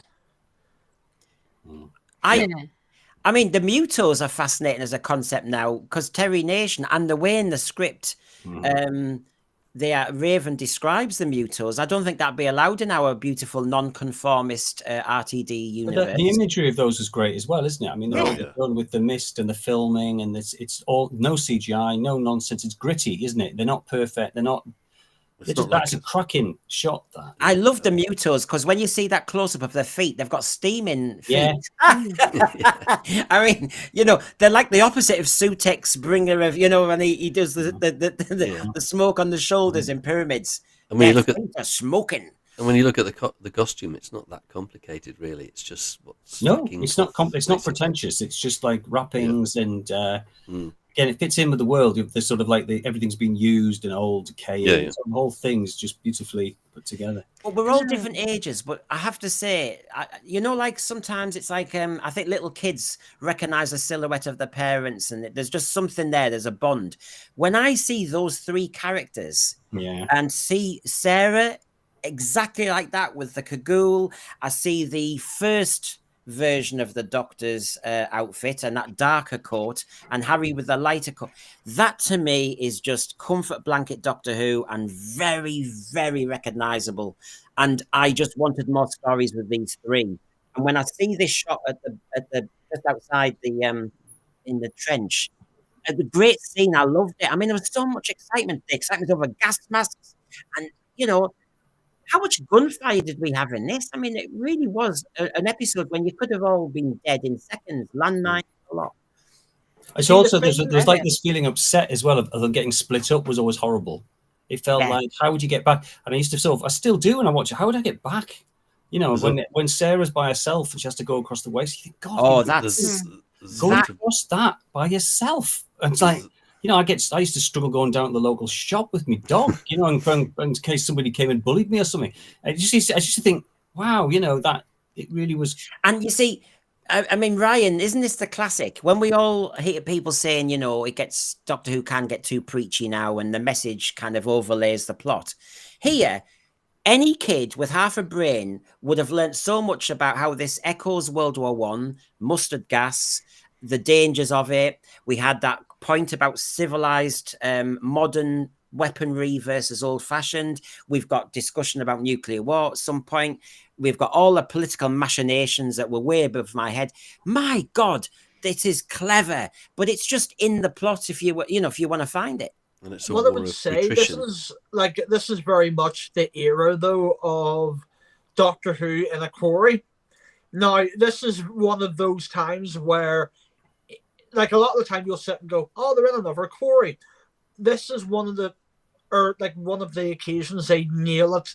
Like, as soon as you hit the word go, you're like, oh, this is actually an alien planet. Where the hell are we? The tone and the atmosphere is set so perfectly well. It completely immerses you in this story right from the moment the Doctor steps out of the fog. You're there. I mean, Rachel, the story needs a quarry. Yeah, Rachel, with your acting background and all the rest of it, structurally, if you look at episode 1 and you look at that script and what is delivered, I mean, how would you want to describe why this has worked and had longevity? It's the atmosphere. You got the acting. The actors are very well cast. You got the tone. You got the correct sort of makeup for the characters, and. To be honest with you, they don't. They didn't need to do much in the opening. Just the shootout and the smoke and the very dark sets, and it's just very understated. I just Not felt- OTT. They didn't need to do it. There's OTT. a lot of danger and jeopardy in it Yeah, as well. and you can sense it, and the There was music just doesn't overpower it. one tiny little thing where I really think it automatically puts that sort of uncomfortable urge in your head. You know, basically from the moment the Doctor and the other Time Lord meet, they haven't got the safety blanket of the TARDIS there. Yes, totally. Yeah. I know, Time and that ring. really does set that. And obviously the time ring, you're like, Yeah. oh, Yeah. you know something's going to happen there. You're like, oh, that's a very small thing that could easily Yeah. get lost. So there's so much riding on this ring that he has on his wrist. And the actor that plays the Time Lord just casually says, "Oh yeah, we just thought that you were going to say yes anyway, so you are on Skaro." Yeah. And the delivery of that was just like, yeah, whatever. Yeah. And This you're is just like, Skaro. what? He's there The world is, already? it just feels so dangerous, doesn't it? It Yeah. is like being in World Yeah. War One, and you say the only thing keeping you from getting home is that little ring. As you say, it's fragile, isn't it? There's nothing there, and it's interesting because I ran a Doctor Who club at school. I was a teacher like Brendan for most of my life, but basically had a Doctor Who club for about 25 years, and I used to always start the kids off with season 12. We'd watch season 12. I used to skip Robot sometimes, go straight Ark in Space, and I used to find, as you said, Ryan, about the TARDIS being absent, what's lovely, it's a lovely little arc. It's simple. It's not pretentious. You just know that they get to get back to bloody TARDIS to get out of this nightmare. And they're on a 3-4 story nightmare, really, aren't they? I mean, it's Ark in Space, pretty stressful. The Sontaran experiment, a bit of a holiday. Anyway, I love this arc. I love the Sontaran experiment. But then See, Genesis. they sort of done that. That's something that I love about Inferno. Like, it's one of them stories at the end, you're like, oh my God, thank God he got back. Yes, Inferno's brilliant as well. Yeah, it's a brilliant story. It's a very dark, brooding atmosphere as well in the story. But you see, And I think this script is good. The costumes are great in this. Obviously, you got Davros mask and things like that, and the atmosphere is right, and it just plays right into the actors' hands. And really, they're just bringing it to life very easily. It comes more natural to them. They don't have to look for it. They don't have to fight to get to where they need to be with the character, with their characters in the story and where they're meant to be and things like that. The other thing I found, do you know, of all the story, I mean, honestly, everybody, if you haven't watched it recently, watch episode 1 of Genesis of the Daleks, and I challenge you to think it could have easily been in 60s Doctor Who in black and white. There's hardly any color. It is so gritty. Just the metallic corridors and all the rest of it. There's not much color. And apart from good old Sarah's cagoule, I don't think you'd have missed anything. It has that atmosphere. It doesn't care, because I always have this kind of perception of myself that when I was a kid, the one part of why I liked Doctor Who was the colourful monsters, and it was just so larger than life. But no, when you go back to Genesis, this is pretty gritty stuff, and it's that mishmash of World War One and World War Two. And the Nazism, I mean, I 6 years old wouldn't get it, but it's all over it. I mean, you saw their uniforms, you see their salute, you see the whole lot. The other thing is, you're talking about, the casting is, I just, can you imagine if Nigel had been played by Rylan or something? At the end of the day, the casting is spot on. It's spot on. But you know what I mean? It's spot on in this, isn't it? It's because it's like I find some of these sort of stunt casts are very jarring. They take me out of the drama very quickly. Yeah. So they propel me from being in a store to suddenly, it's in such and such.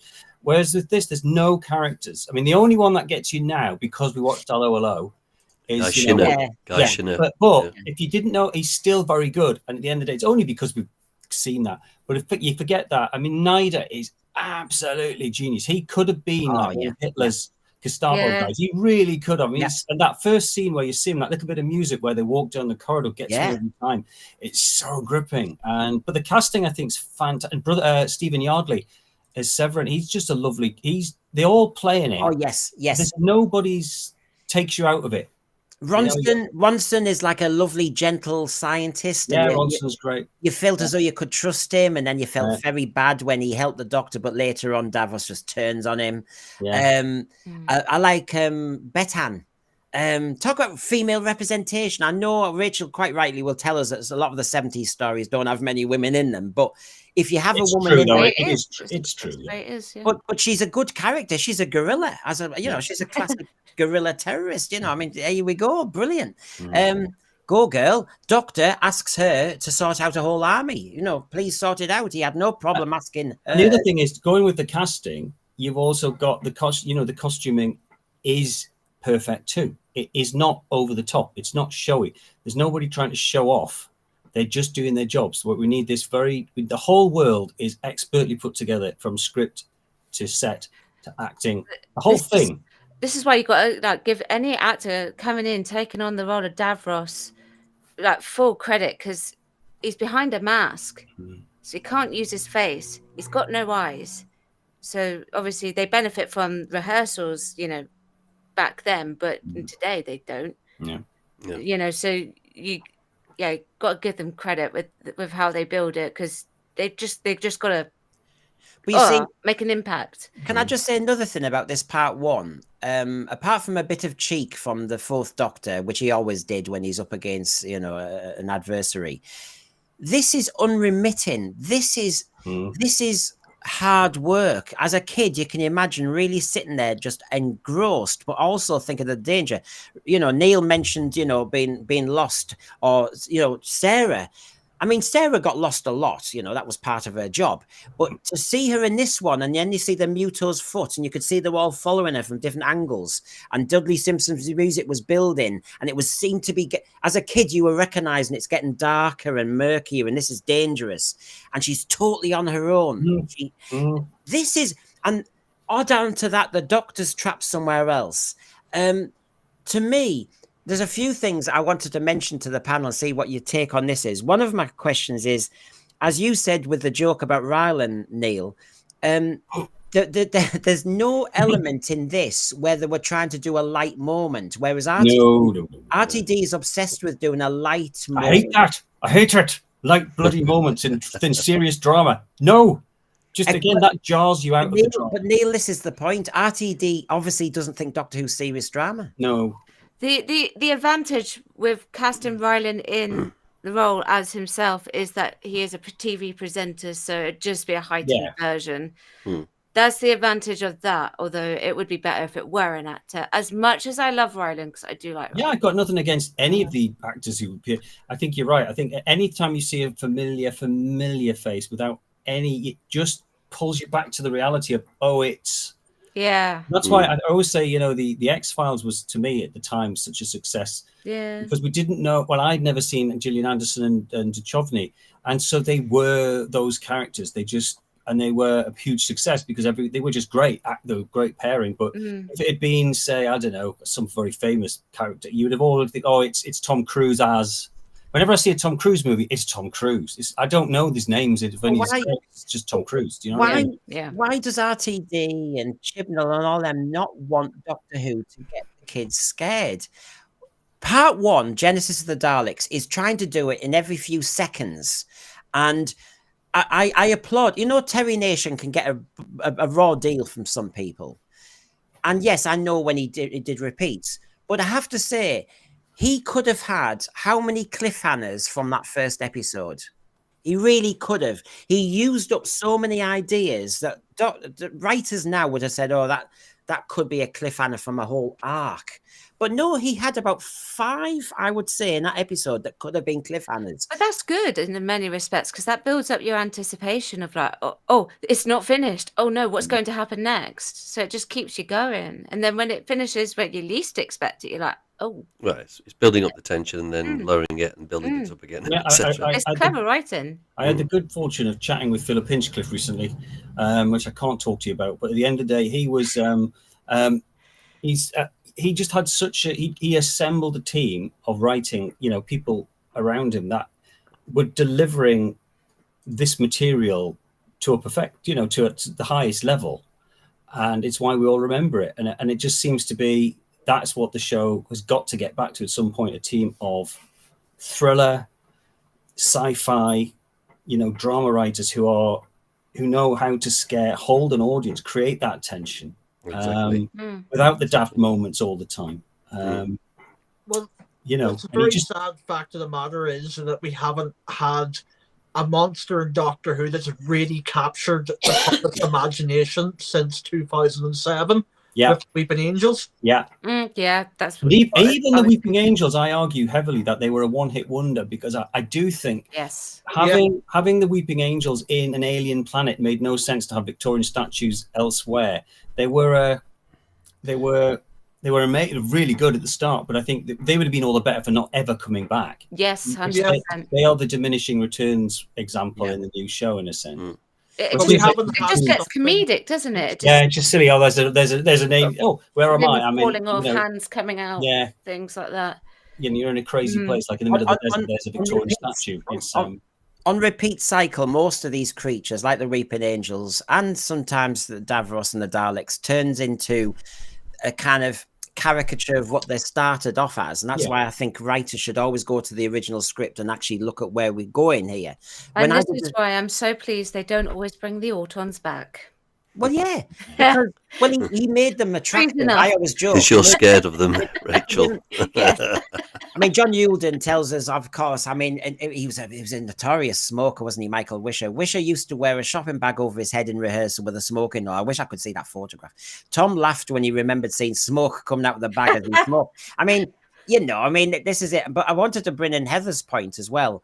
I always felt a bit bad for the Mutos, because what I did want to say is, while I'm actually eulogizing and saying how much I got out of this episode 1, well, all 6 actually, the Mutos were described in the script as these scarred, relics. But when you saw them, they were just some blokes with some dark makeup on. I mean, they just looked a little bit down and out, didn't they? I mean, it was Bugsy Malone. I don't know what's one of the rest of the bodies though underneath. Yeah, well, they've got steaming feet. I mean, obviously they've been moonwalking too much. I mean, their feet were like after Michael Jackson's done Thriller. What I imagined, the steaming feet monsters. That'd be quite good. Yeah, I'm up for that. Is anyone else up? Yeah. Back in 75, says Domgo, I thought Sarah Jane was dead after she fell off the rock. Oh, me too. Yeah. I mean, that was a cliffhanger, but that was a clever freeze frame. It doesn't really have logical sense, because she ends up on a platform, but she looked as though she fell from the outside. But who cares? Who cares? It's a great cliffhanger. Just looking at that Dalek there, right? The other thing that this story did, I know you talked about repeating Daleks. The Daleks were reinvented in this story back into a truly cold, terrifying machine, alien, machine again. Where they had become, there was that slight comicalness to them, I think, before this. And they were back here to steely, absolute, there was no humor, nothing with them. And I don't think they ever, arguably maybe were never as again as in this story, perhaps. In terms of just being cold. Along with that image of Davros, the two together, the grey Nazi-like Dalek, and that was brilliant, So what we've lost now is, under this RTD reign, which hopefully will end one day, you've got this. To be honest, although he obviously adores the Philip Hinchcliffe era, that's where there's a lot of body horror imagery. So is he kind of by accident saying that era should be almost forgotten and cancelled, because he obviously doesn't want any body horror, anything macabre, any disfigurement, any body conversion? I mean, Seeds of Doom, I do wonder whether he would think you can't show that, or Ark in Space, you can't show the Rylan eating a human being. I assume all that's off the table now. Very possibly. Yeah. Which means you've not got Doctor Who anymore. And as Ryan is saying, other programs are blooming going there and doing it. So why the hell is Doctor Who going off into the War of the Puritans? I think at the same time, right, people generally are not wandering around the street looking like that picture on screen now. I think we've got to get real about this. At some point, the monsters we're talking about, the Crinoid, as well. There's no giant mobile mossy things I ever see kicking around the countryside. So I think we have to be realistic that this is fantasy. This is a fantastic extrapolation of reality. We're not, we can take this. It's just getting to a silly level if we can't. I mean, back to fairy tales and everything. There's always been monsters. There's always been distortions and of the human shape, the form, monster. You know what I mean? We can't. But it's always Doctor Who and the monsters. Yeah. do think we will, like, everything goes around, comes around. I do think things will come round again where this will be okay and that'll be very fun and cool and all that again. The problem is, by the time that happens, I feel like the damage is already well and truly been done, unfortunately. Yeah. Can I just mention this moment? Because in the times where it seems to be RTD is extremely sensitive, Stephen Braddock makes a good point, because I remember at the time, and actually every time I watch it even now, I do have, it's not a problem, but it does jar a bit. I remember one of the most shocking scenes was Sarah jumping across from the rocket and then the guard dangling her. That's really nasty, that bit. Yeah, I mean, real sadism. Sadism, yeah.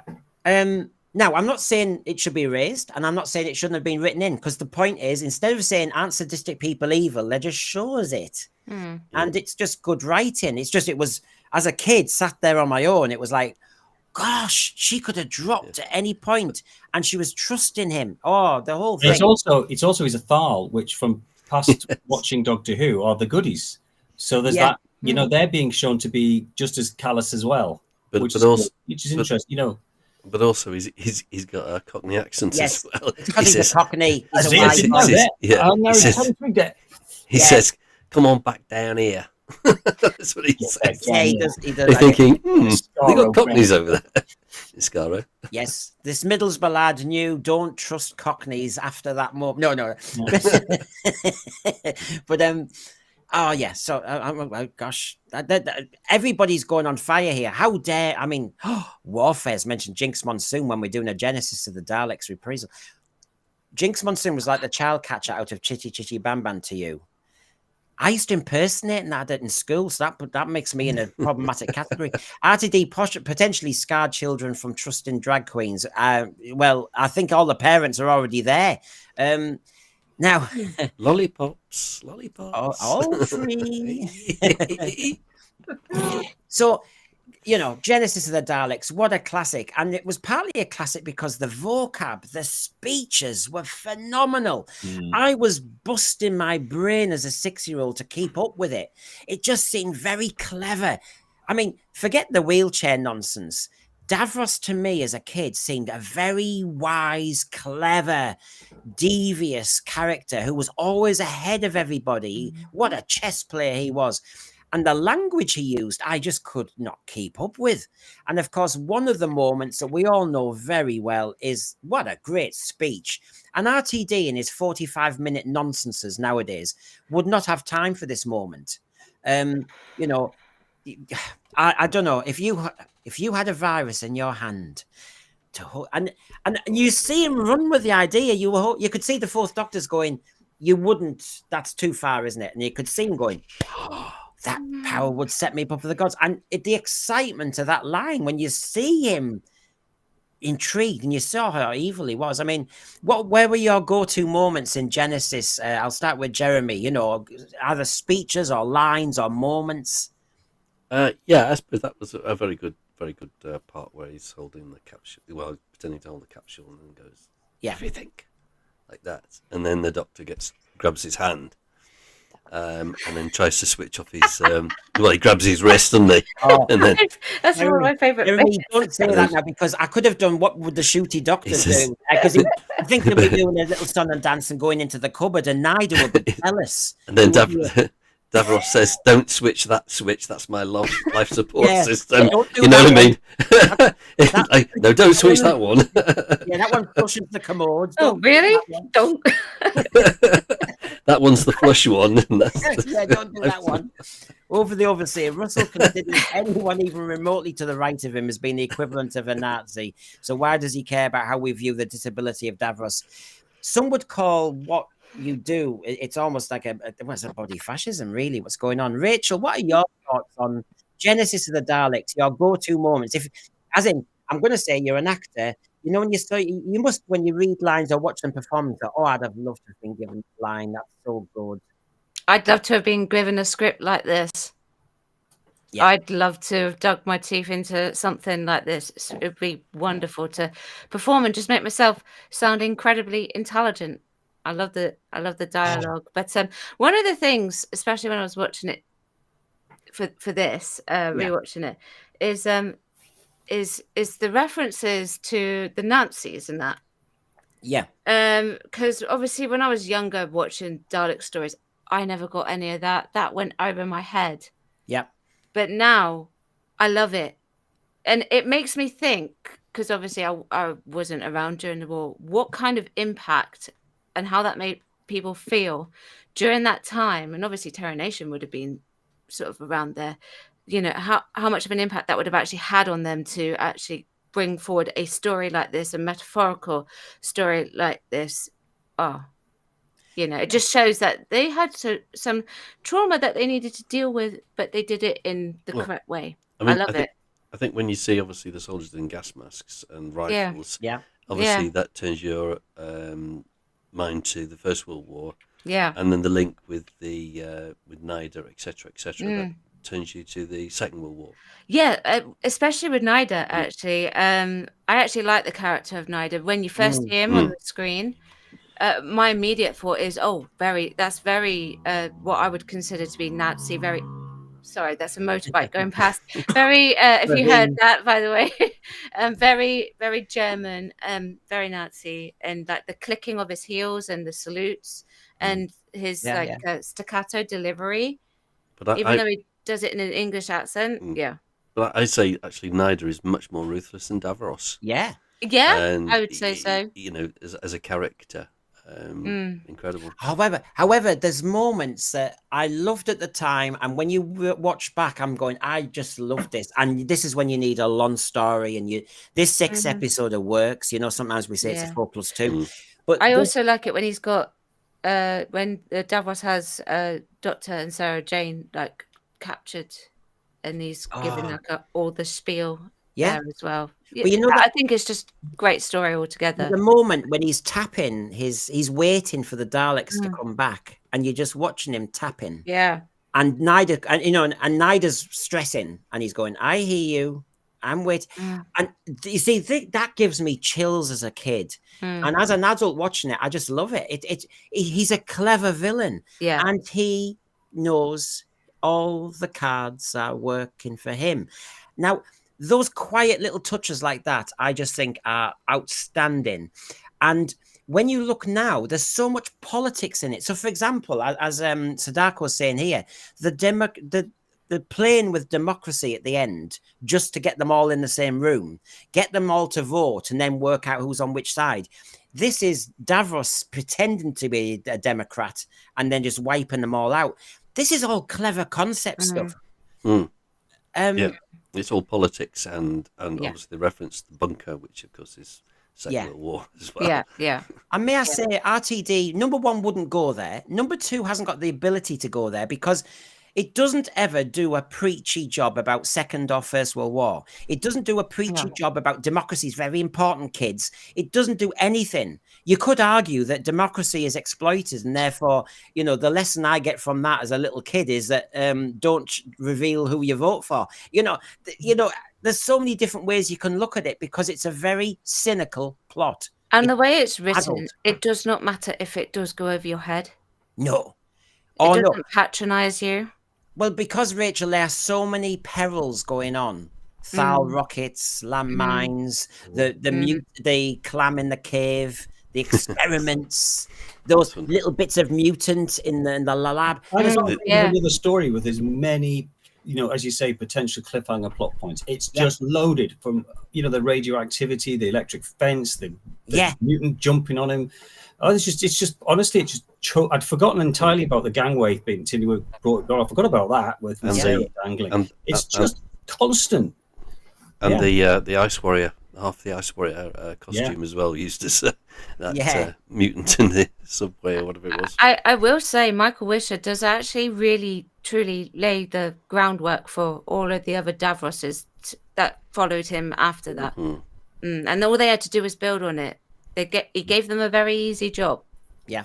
I mean, and I have to say, I cannot mention Genesis of the Daleks and Davros without some of these moments. Ours is the victory, NIDA. We have won. And remember, I'm a 6-year-old. Democracy, freedom, fairness. I mean, the cynicism there. Those are the creeds of cowards. I'm actually sitting here as an ex-English teacher thinking, how many words there would I have gone above my head? But I got the gist that he was being devious.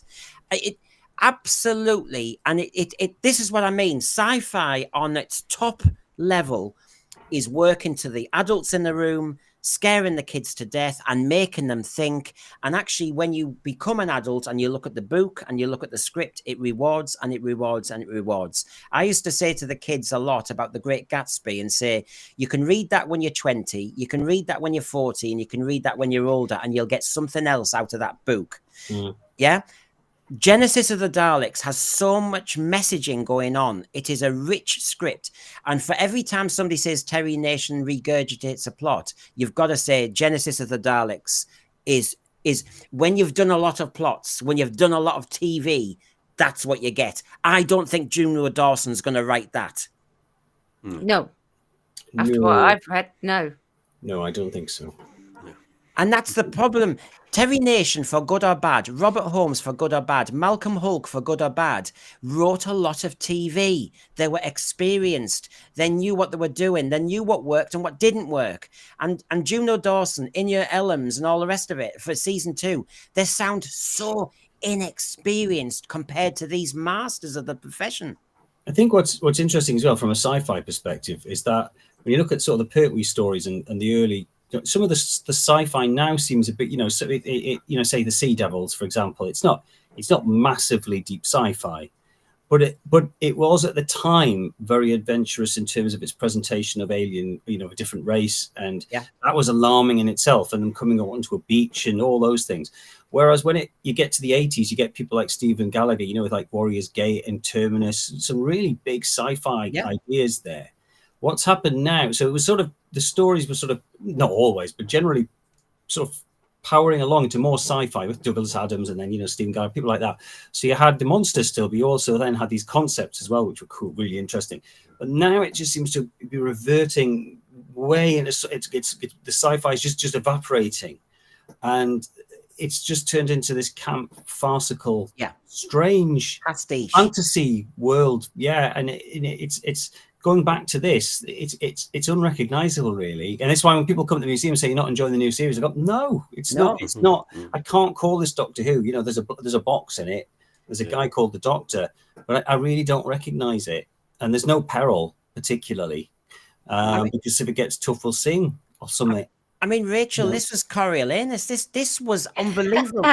As a little kid, and you have to always remember when you touch Doctor Who for the first time, don't you? When I watched Genesis of the Daleks, you could say, the kids always want the monsters and the excitement. Well, I'm sorry, but actually right in the middle of the plot, as you know, there's a moment when Davros seems to visit the Thals and offer them a peace. He's a peacemaker. I mean, I'm not going to make any reference to 2025, the great peacemakers of our world at the moment.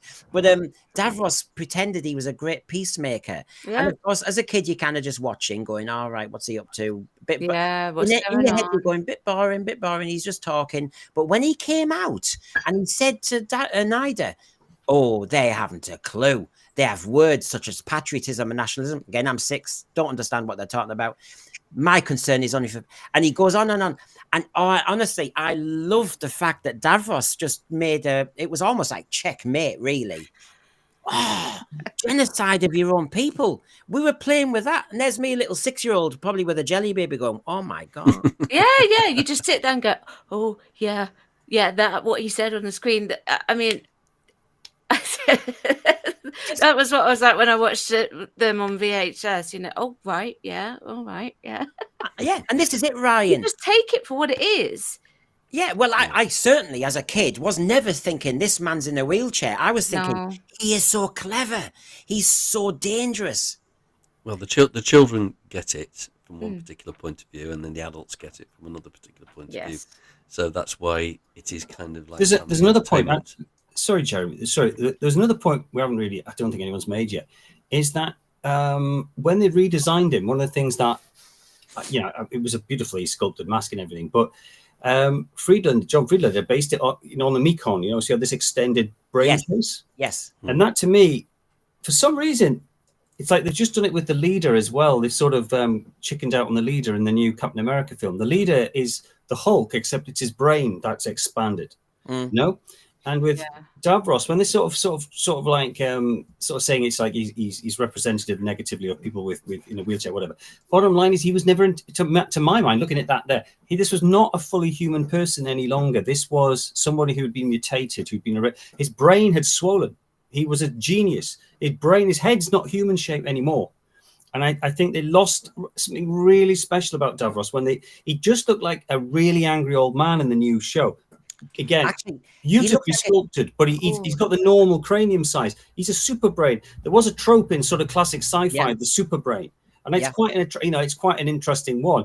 And as I say, for some reason, Marvel have just the leader. Which is just, instead of having this raised cranium, they've gone for just this sort of cauliflower look, which just looks ridiculous. And it's like, again, what is it with the big brain? We can't seem to show the super brain, because he was absolutely, it was the Mekon. Dander's Mekon was the inspiration for that look, and they took that away. I don't know why. Well, they don't want to rate science either, because they've made it all light and brevity. Now, I just want to ask everybody, just for a moment, before we kind of dabble around and talk about all of Davros's impact everywhere. I wanted to just kind of give you a diversion for a second to get this off your chest, which is, well, how come this PVC-clad Davros has such longevity, and the same PVC-clad disfigured character Sharaz Jek, who obviously appeared 41 years ago, hasn't had longevity? So I'm going to ask everybody, including the panel at the thread, what they think of this.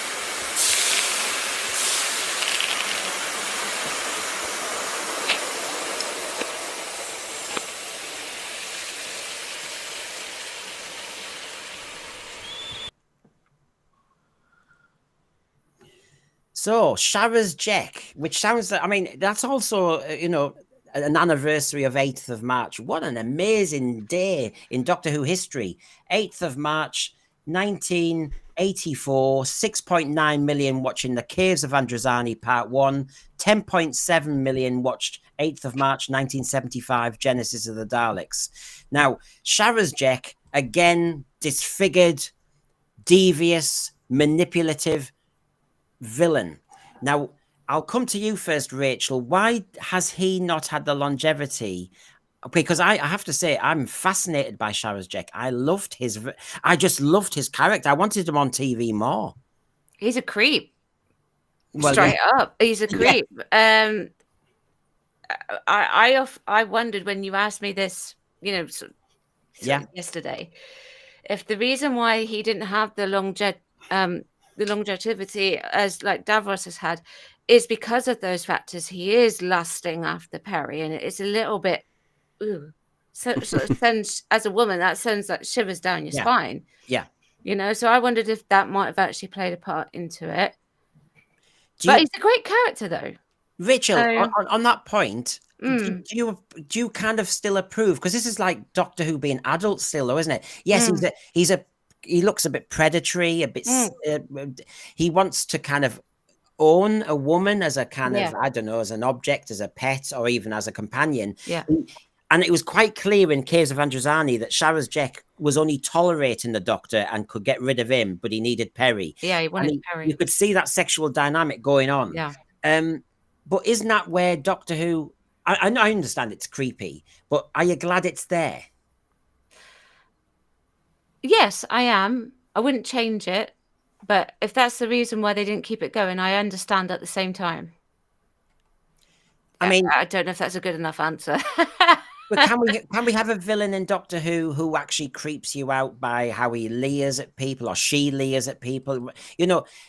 We've talked about disfigurement. We've talked about disability. I just don't know why we can't show the kids and adults as part of entertainment in this sci-fi program, people who are just not nice, people who might want to own you, make you a captive, and all the rest of it. And I know, I understand it creeped you out, and it did seem creepy, even as a teenager watching it. I did understand that, whoa, this is a bit, whoa. It's very near it's very near the knuckle, I think. Whether or not that would be the reason, I don't know. But I mean, he's a good character. I like the character. So I mean, you've got him here. The sight of beauty is so important to me, and the stimulus of a mind nearly equal to my own. So yes, maybe it was how it was done. Maybe it could be there could be a different way of doing it. So if they ever do bring the character back, they could do a different thing. Well, they can't bring the character back because he's dead. But good point. Maybe there's a clone. They'll try. Yeah, maybe as a clone.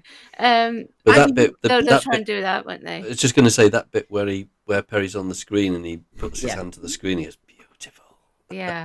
That's a bit sort of creepy, isn't it? But the thing is, we saw Davros die in Genesis of the Daleks, and he came back. So, as you say, Sharaz Jek died, but can't we see him come back? I mean, he had an android race there. He was a very clever scientist, and on top of that, he tricked everyone with the end of the firing squad that those androids were so good it fooled everybody. So surely he could have. I know it's a pain in the neck, but you could have him. He's basically got an android of himself or something. I don't know. There's something there because he's such an interesting character. I love his anger and hatred of Morgus. I found it fascinating. And so just while we're comparing and contrasting with the impact of Davros as well, do you want to know why? You with your fair skin and features. You want to see the face under here? Do you? I remember that bit, Rachel, when he shouted at Perry. You're wise. Even I can't bear to see or touch myself. And then I thought we went into a moment when, he almost hides a bit like Poole in Robots of Death. Yeah. Where you can see he's upset because she screams. And it's, whoa, I really loved it. This is why I love Doctor Who. I thought, God, this is really gritty and different and adult.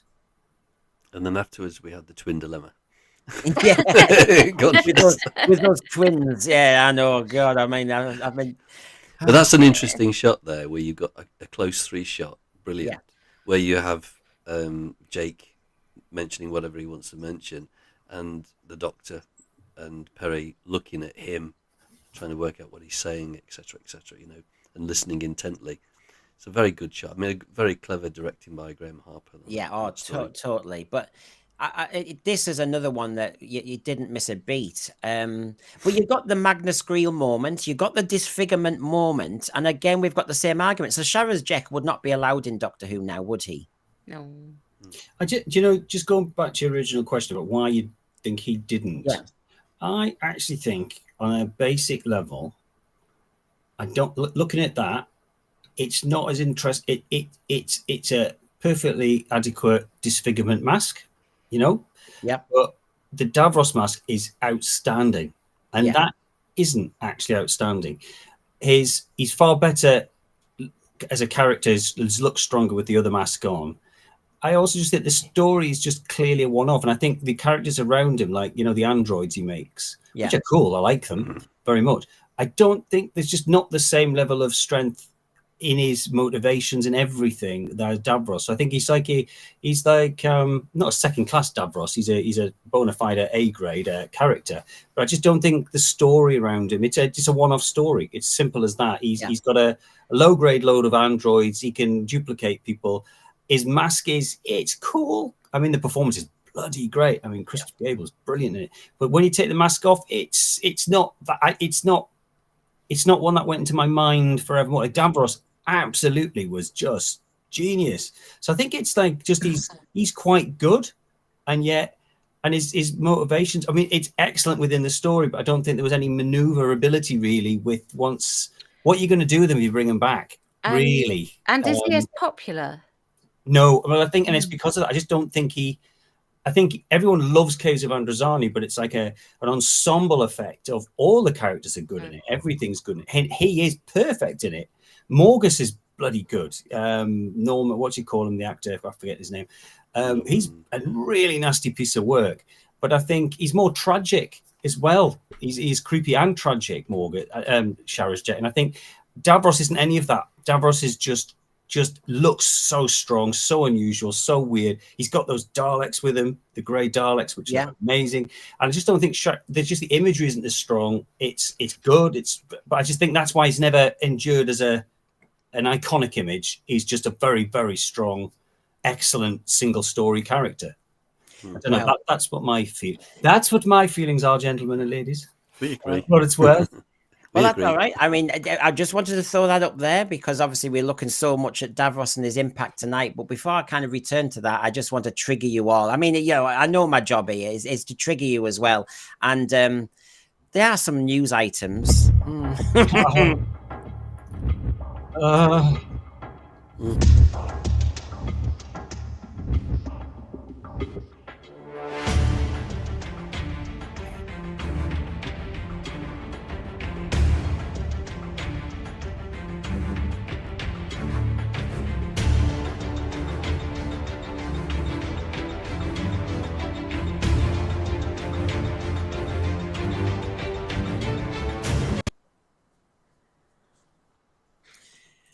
Blow the place up. So the news. I'm going to throw these at you as we go and just see what your responses are. I saw this today, folks. I don't know if this give you delight or relish or whatever. The season 1 DVDs sales with Amazon. It's in 1043rd place in the movies and TV. It says there in the top 100. Well, that's way beyond the top. It's not selling, is it? Now, that's just a quickie for you. I mean, how does that make you feel, Ryan? I mean, what a shame! What a shame that that's happened. Don't care. I didn't buy it. I won't be buying it. I can see why other people aren't buying it. Who actually gives a shit? It is the first season I haven't ordered, I have to say, and if I'm going to get it one day for that kind of purist collection version, it'll be when it's a lot cheaper.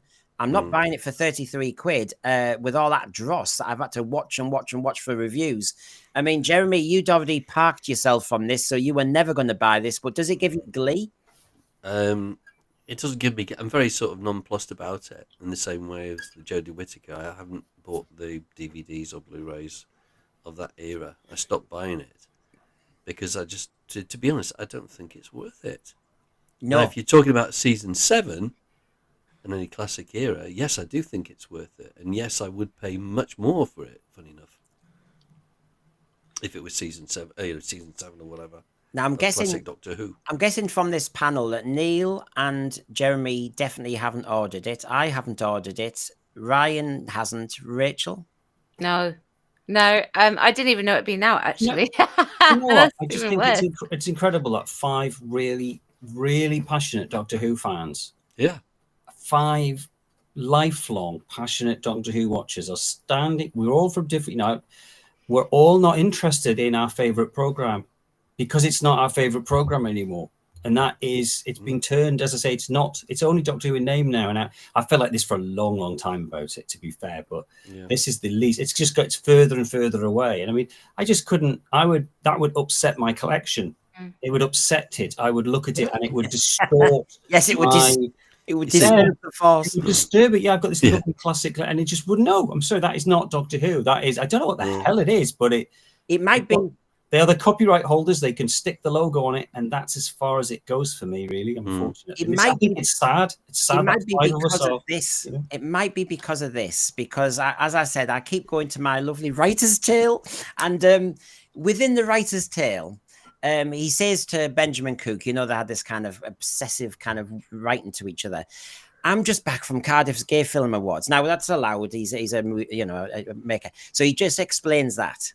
And there were filmmakers there from everything in sight, and that how old he feels like some sort of gay Santa, he says. He really does think that's his label. I found it interesting that Caitlin Moran had emailed him, and Caitlin Moran's in that Imagine documentary video that came out in 2023, where she really said he's going to be very political in the new series. He's going to think he owns Doctor Who, and he's going to try and turn all the younger generation. And I found it fascinating. I was finding links with Caitlin Moran. You know, she says, I'm reading your book. Aside from fainting with joy at me being mentioned, got ego, I never realized how mental you are. You missed your calling, blah, blah. So they're all bigging each other up. Now, Benjamin Cook has read this and said, now, and this is interesting because this is why a lot of us have turned off Doctor Who, even if some of us are blooming gay. Does that Queer as Folk association ever get tiresome, RTD? Don't you wish that people wouldn't ban on about it? You've said when it comes to all things gay, it's important to stress visibility, and your gay writing has been the making of you. But don't you wish that you were recognised for writing, for drama, for storytelling, or whatever, irrespective of the gay tag? Is it even constructive to label Queer as Folk as gay drama? Not a bad question. Let's see what he's done. Benjamin Cook asked him that. Yeah. Oh, Rachel. Oh, let's not judge. Have they all changed? So I'm not going to read all that out. Don't you worry, everybody. But he says, I know what you mean. It's getting stuck with the gay thing. A lot of writers would die for a label. He's proud of it. And then he says about 4 or 5 lines down, the thing is, I think I am a gay writer when I write anything. If I wrote a drama exclusively about a man and a woman who've been married 40 years, I still think I'd be writing a gay version of that, or rather my insights as a gay man into that relationship. And he goes on and on and on. And then he says how Channel 4 let him down, and instead it was ITV who made Bob and Rose and A Second Coming. He's concerned that he is judged as lightweight sometimes because if you judge him as his sexuality first. And he goes on and on and on and on. And I found this fascinating because actually he seems to be extremely proud now to say he's turning Doctor Who gay. It's all about representation of trans, and he's really arched into that agenda. And yet you see him here in 2008 saying that is a concern. I'll wear the badge, but it is a concern that people might see me as lightweight because of the gay thing. He obviously thinks now that the gay thing can make him very heavyweight. It's all identity, isn't it? Oh, yes. Do you think he's riding the wave of identity politics? Being gay doesn't make you who you are. How dare you say that, Rachel? Oh. What? Trouble is, as a writer, he's going to typecast himself as a gay writer, gay director, whatever. He's already drunk, isn't he? Yeah, rather than branching out a little bit. And writing other things. Sorry, again, because I get a bit behind with all this stuff. Did he say that? Was it him was it RTD who said Doctor Who has always been gay? Was that something I imagined as well? Yes, I said it on Friday. I had the quotation. He says he's never been that straight. And it was. I never thought he was heterosexual, straight, or anything. I thought he was an alien, and I found that's what was lovely about the character was that he was everyone's friend and he was safe. He wouldn't touch your arse. He wouldn't sort of try and knock, crack onto you if you're in the TARDIS. You could leave your children, you could leave your sort of teenagers with him and he's not going to chat them up. I love that. I love the fact that the Doctor was always the sort of parent I never quite had. They sort of safe parent. That was lovely. And I remember I met John Pertwee just before he died and he said that on stage. I remember and he said it was the Doctor should never, ever, he should always be safe, always be. And I thought it's just, and I always think I think Russell was always trying to sexualize the character from the off. I found the Rose, I'm not a Rose thingy fan. I remember thinking as a teacher who taught teenagers, it felt very much like what would be said if I went out with a sixth former. You would be like, what? And that was to me what always the Rose and Doctor thing. It just didn't sit right. And I know it was so popular that everyone just rose above that. But for me, that was never, there was a power imbalance of such enormity there. Yeah. Just a guy, just like, it's like the older guy coming into a young woman and just showing all the, but it was like the age she was at. I just thought, even as a tutor at college, it's illegal. We literally had, you wouldn't, we literally had this exact same conversation last week. If you really think about it, like it's a 900-year-old man basically getting in with a 19-year-old. It's just stank from the off. It should have been, and that's that was my feeling. But because he looks like David Tennant, it's okay. Yeah, it's okay. Yeah, absolutely. It's fascinating that this agenda, though. That I'm happy with what we're all saying. And anyway, we can be diverse on here. But the point is, after last week's show, I did notice there were a few people who had a go at me, for example, for saying this because they seem to think that's problematic, that I am triggered by, grow up, Brendan. There's a safeguarding issue. It just looks wrong. The longer Doctor Who goes on and is now into his 1,000-year-old, it does. I mean, come on, how come this is acceptable? And yet, I know my job inside out. That they changed the law with teaching, or anybody who had been in a position of influence or power. Quite rightly, the age went up from 18 to 21. They really did change that. I didn't know that. Yeah. Well, it's interesting. A sci-fi writer came into the museum a few months ago, and she was saying how, to her, where the Doctor, in terms of literary history, would be more of the sage figure. He's more of Gandalf than the romantic lead. And that was always the way, for me, that was always the way the Doctor was. So he was more Gandalf, but a more sort of physical, younger Gandalf, effectively, say Tom Baker. Well, he was not in any way the romantic lead in terms of, What about it was always assumed from day one that the character was asexual and not. Yes, he was not gay. He was not straight. He was absolutely not heterosexual. He wasn't anything. Well, let's dive into this one. This is still on our news. Now, it's just a quote, but I'm going to give my opinion concisely in almost one sentence.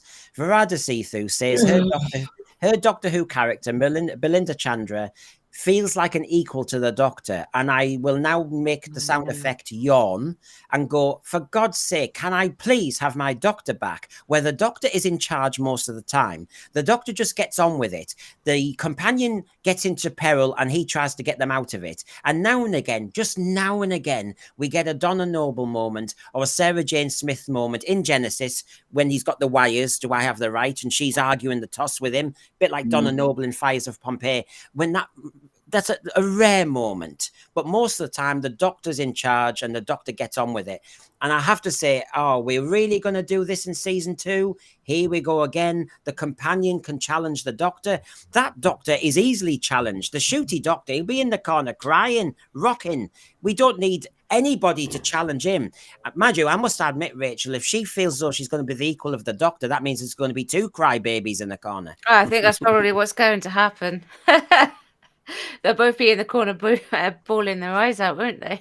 Yeah. Why can we have a companion that treats the Doctor as the best friend? It's our best friend. Yeah. Yes. Yeah. Those Martha Jones days have got. Yeah. I mean, I was watching the trailer and I'm like, oh, please, no, not an Impossible Girl storyline. They're connected in some way. Oh, no, not again.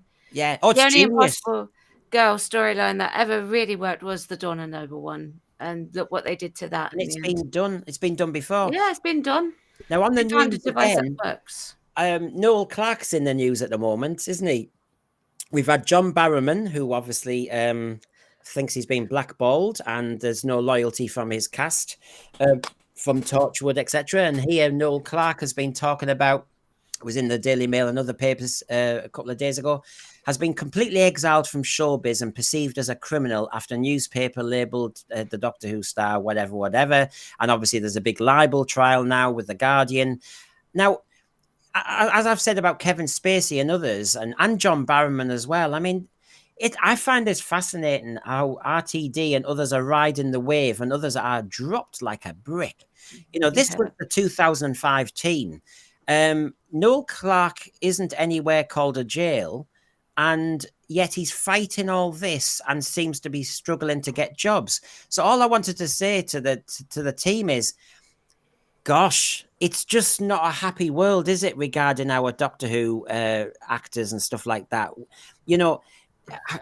I don't agree with this cancellation before you've been tried. I don't agree with your name is blackballed before you've been tried. I just don't like it. I don't know. Has anyone got an opinion on what's going on, not just in Doctor Who, but in lots of the media, where basically once you're not in, you're way out? We've barely seen him on the TV, have we, since all of this has happened? So is he suing for defamation then? Yeah. Yeah. Guardian, isn't it? Because this is the point. You're tried by the media, and quite rightly, if the media have misstepped, if you have the power and the money, take them on, because I don't approve of what's happened to John Barrowman. I mean, to me, we've heard the stories. We don't have to repeat them. We just know that on the set, there were hijinks, if you want to call it that. It's sexually inappropriate, but whatever. But now, Now it's like he's struggling to get work, and he was ticked off at the time. So in other words, his boss had a word with him. He said, I won't do it again. He didn't do it again. And who was in Stolen Earth? John Barrowman. So obviously they forgave him at the time, but now they won't talk to him. Now they won't give him a job back in Doctor Who. And now obviously they've suddenly discovered a different moral. I can't stand this. And these are the people who are preaching to me on my Doctor Who program. So I just wanted to raise that one. I think all that is following Epstein and things. I think the whole, what's the word? The whole atmosphere of what people got away, it all changed. I think in a huge way, quite rightly so in many ways. Where we, people's rights protection in these jobs was that, again. You talk about power imbalance. There seemed to be a lot of power imbalance. Yeah. In the active drama place, because people are so desperate to do it. It's so desperate to do these jobs, and I think it just got amped up so much. I think Barrowman and Clark, I think, have come on the back of that. Let's just for a second. Noel Clark is fighting the fight for himself and his reputation and his career. I've watched this interview. I've watched a 2-hour interview with him. It was quite interesting. So you've got Noel Clark, John Barrowman, Chris Eccleston, for different reasons. It's a fascinating thing about the choices that have gone on, and you do wonder in the future what will happen to other people. Now, I just want to move on with the news here. Now, I know some of my panel and some of the thread, you're worried sick about season 2. I know it's a concern for you, and you're worried about what RTD's done next. But rest assured, I've been watching what the Wales Online have said, and they feel as though, are you ready? Doctor Who has gone downhill, but could a Eurovision mashup with Rylan save the series? Always. That's always what we needed, was more songs, dancing, and music. Do you know what? All I'm going to say, Brendan, not that I'm cross. When I heard this, it said Doctor Who has got its biggest budget episode ever. And I remember saying to my dear wife, oh, so is this the final civil war between the Daleks, the Cybermen, and the Sontarans? Is this going to be the Krynoids taking over the Earth with the biggest? No, of course it's not. We'll give the biggest ever budget to a song and dance and Rylan, because that's what Doctor Who needs. Really? And that's what everything's wrong with the show at the minute. But Rachel, I mean, I'm gonna stir the pot. You like musicals. This is up your street. No, sorry, my laugh got really high there. No, absolutely not. This is not up my street. This is something that should be left well alone. It's almost like this is going to be Bang Bang a Boom from the Big Finish story, regurgitated, and I don't even take Bang Bang a Boom seriously.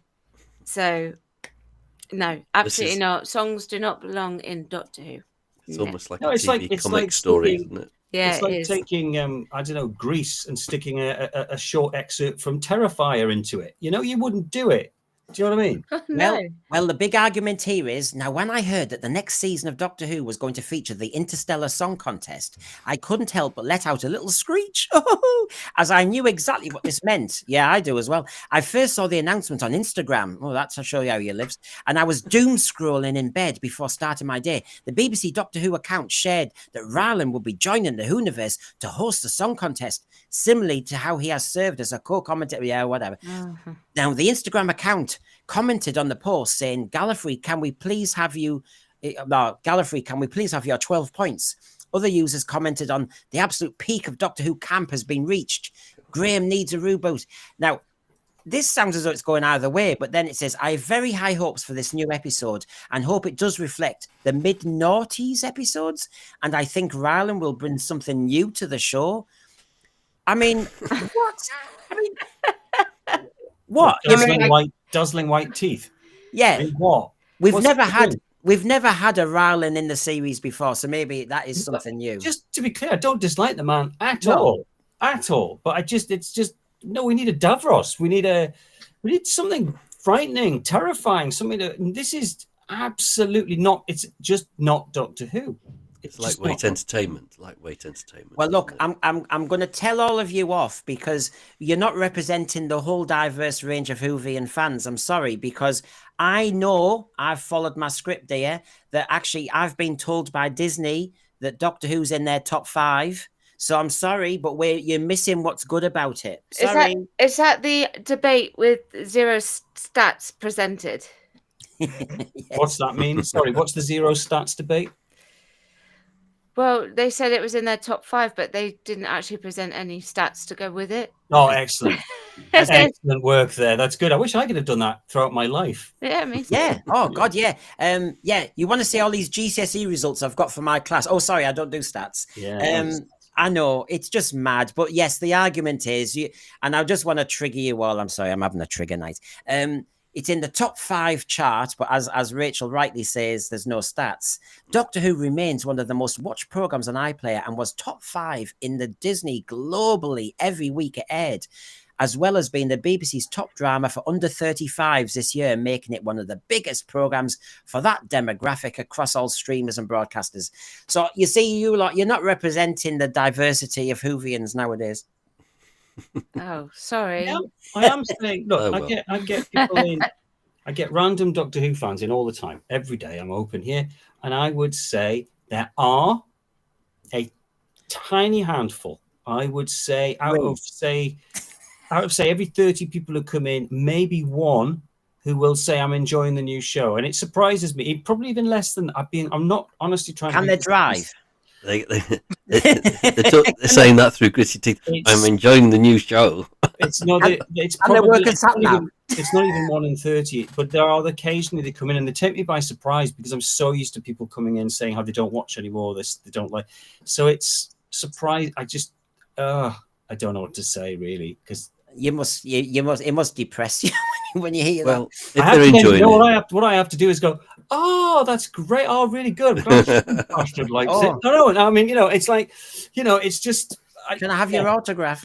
Oh, well, you're very enjoying it. Great. So there you go. I mean, I was just triggering you all there a bit. I got triggered by a tweet the other day where someone said that Rylan looked like the most generic white man actor ever, and I'm like, wow, oh, that's mean. What? Yeah, I know. Absolutely mad. Well, they weren't English. They didn't know who he was. Well, back to our favourite subject. It's my last question, though, which is the impact of Davros on Doctor Who. You've got David Goodison here. You've mentioned various ones, but if I'm going to go through the panel, so I'll start with Jeremy, but the impact of Davros on Doctor Who, because it seems to me that we've mentioned it's reduced the Daleks a bit and it's become a bit of a Dalek soap opera, but I'm trying to think of other elements, which is, it's very hard in Doctor Who, isn't it? When you're always trying to come up with new monsters and that. So for every time you see the Sea Devils that first time, you get a producer later on wants to do it, and so we get Full Circle and Marshmen. You get coming out the water, or you get Curse of Fenric, them coming out the water. That people try and replicate what really worked. Davros really worked, so we did have John Lumick. But can you see, just seeing the whole span of Doctor Who, the positive or negative effect or impact of Davros on Doctor Who?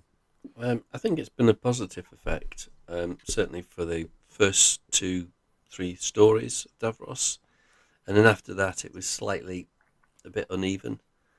But I think certainly that the Genesis of Daleks is definitely a TV history milestone as far as the show's concerned, without a doubt. And it's a very enjoyable story. There's no doubt about that. The character itself is very good in the concept of it. I get worried, Rachel, that there's a laziness that starts to creep into any Doctor Who writer thinking, I'll bring the Daleks back, I'll bring Davros back, I'll bring the Cybermen back. And there is a shortcut laziness that they're not going back to thinking, why is this a sell? Why is this good? And so if Davros comes back again and again, I get worried that we're seeing less and less of the Davros we saw in Genesis. We're just seeing a man in makeup or, it does run a risk of doing things like that when you keep reintroducing a character. I think they do, in many respects, use him a bit too much in many respects. And they did need to pull it back. But he's a great character and he adds a lot. He adds an extra dimension to the Daleks that didn't exist. And I think that's integral to the character. Yeah.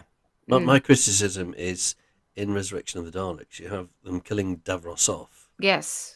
and then bringing him back again without any explanation whatsoever. Oh yeah, yeah. I happen to have a trapdoor. I happen to have a space. Yeah, and you know. But this one, I mean, was it Neil? You mentioned the Great Healer. Was that? I think this is a great one. This is brilliant. I think Malloy is.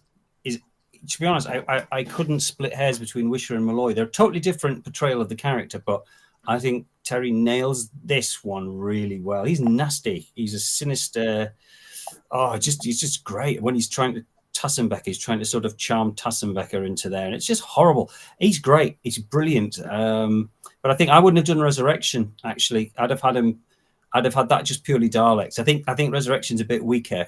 Just the story. I think it was trying for my money. It was always trying to do Earthshock, but with the Daleks. Yeah. And I think they just didn't need Davros. They could have just gone for the Daleks. Hadn't been on for so long. We just needed a good Dalek story. And I think. Did we need him in Remembrance? He is cool in Remembrance, isn't he? But it's almost like a cameo. Hey, look who I am. Yeah, and I find the whole thing with Remembrance problematic. I don't like that speech that some fans like where Sylvester McCoy talks about rice pudding and all the rest of it. And then I don't either, no. When he does a runner, you know, he leaves all the Daleks behind, does a runner and drops. I quite like the way his little thing just clamps up and he drops down. I mean, that just always makes me laugh. We fixed it. I'm just saying. Nice one. Yeah, I'm going to buy this now. Just for, basically, I'm slow. I actually have his escape pod right there. Well, you swine. So tell us, Ryan, tell us how you fixed it and why you fixed it and why you thought it was a problem. Go on. Right. Well, know what? I can't explain to you, but I do know someone that can explain. Hold on. Here we go. So let me explain. Yeah. So, no, has anything changed? What's happening? I can't. No. No. The reason that was a conversation that it wasn't really on the cards because obviously Remembrance was getting talked about what we were going to do, what we weren't going to do, and I was having a conversation with Chris one night, who was he's in charge of, you know, overseeing the entire thing. And I was just like, me being the fan that I am, I was just very much like, can we please fix the Davros escaping at the end of Remembrance? Because in the original, it's very much, if you're not paying attention, it's like with all the Daleks shouting and everything with the Hand of Omega coming back, you could very easily miss that Davros is actually getting away, and the Daleks actually do mention that Emperor now leaving an escape pod, and then it cuts to a shot of the mothership, and it blows up, and just a tiny little speckle now just comes out, but we sort of fixed it. It's very quick, and it's a quick edit, but we did fix it. We did make a Davros escape pod that drops out of the bottom of the mothership, so it is there. We did fix it. Cool. Well, this is what I mean. You've touched Doctor Who. You've tampered with it. You've improved it. I mean, Farsight is telling me off. Don't you dare diss Remembrance. Don't you dare. Whoa. Well, I love Remembrance. Remembrance is a great story. I love Remembrance. Remembrance is great. I was just thinking there, just querying whether or not I think it is better for having Davros in that one. I think he's nice. It's nice to have him there, but he doesn't do anything for the plot. It's nice just for him to show up at the end and go, "Oh, I'm still here." Yeah, and actually, it's one of those stories where the Daleks themselves are pretty damn good. You know, they banter and it's just a nice ending. It's not like he dominates the story, as you say, and actually the Emperor's quite nice, and then you don't realize it's Davros. And it's not the same as, say, Destiny, where he's rambling on.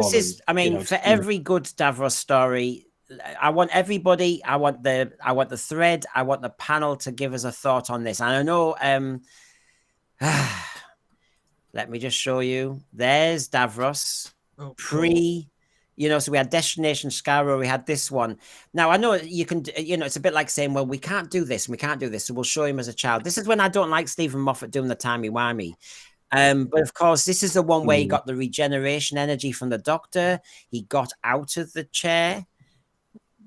Did he get regeneration energy? Oh, it was just because it's all Tinkerbell dust. I mean, Rachel, where do you stand on what they did to Davros there? Because again, you can't undo this. It's just they've messed him up. They've given him eyes. He can walk. He's got this regeneration energy. He cried. He cried. He did. He saw the sun and then he cried again. Yeah. Wait, this was the. I'm trying to think which one it was. Was the one Magician's Apprentice? This one. Yeah, I've only seen it once, so that tells you a lot, doesn't it? Spoilers. Jeremy, did you see this? Look, sorry, just to answer your question. Yeah. No, didn't like it. Sorry. I did see it. I'm just trying to remember it now because it's a long time since I've seen it. Actually, it was okay. It was passable.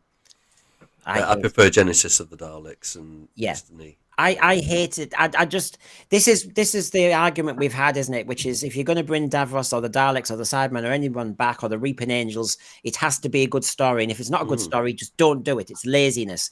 But it has to be a good story, but it also has to be faithful to the original. And that's difficult for them to do.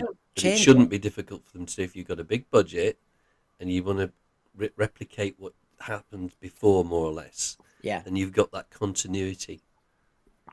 What about you, Ryan, on this one? Sorry, Ryan. At the time, like, I sort of like ideas from it, you know, but I think it was a massive wasted opportunity, to be honest, from what I remember.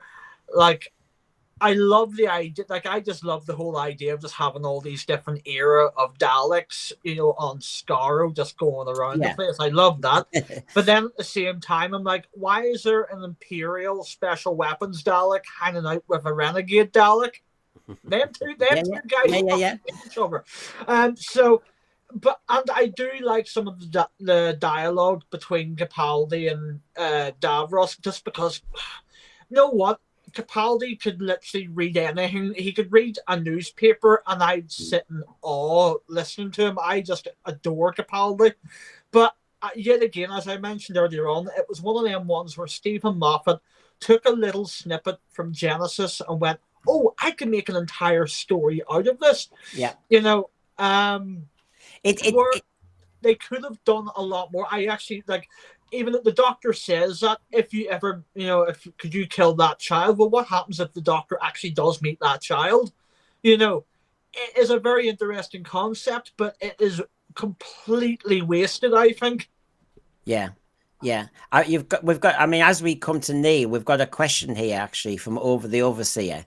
Does the panel think New Who have ever done an interesting Dalek story? Yeah. Dalek. Yeah, Dalek was nice. Yeah. Yeah, I'd agree. I mean, I was still watching it then. Dalek. Yeah. I remember Dalek was good, and I remember thinking the Bad Wolf one actually at the time, the Daleks were really nasty.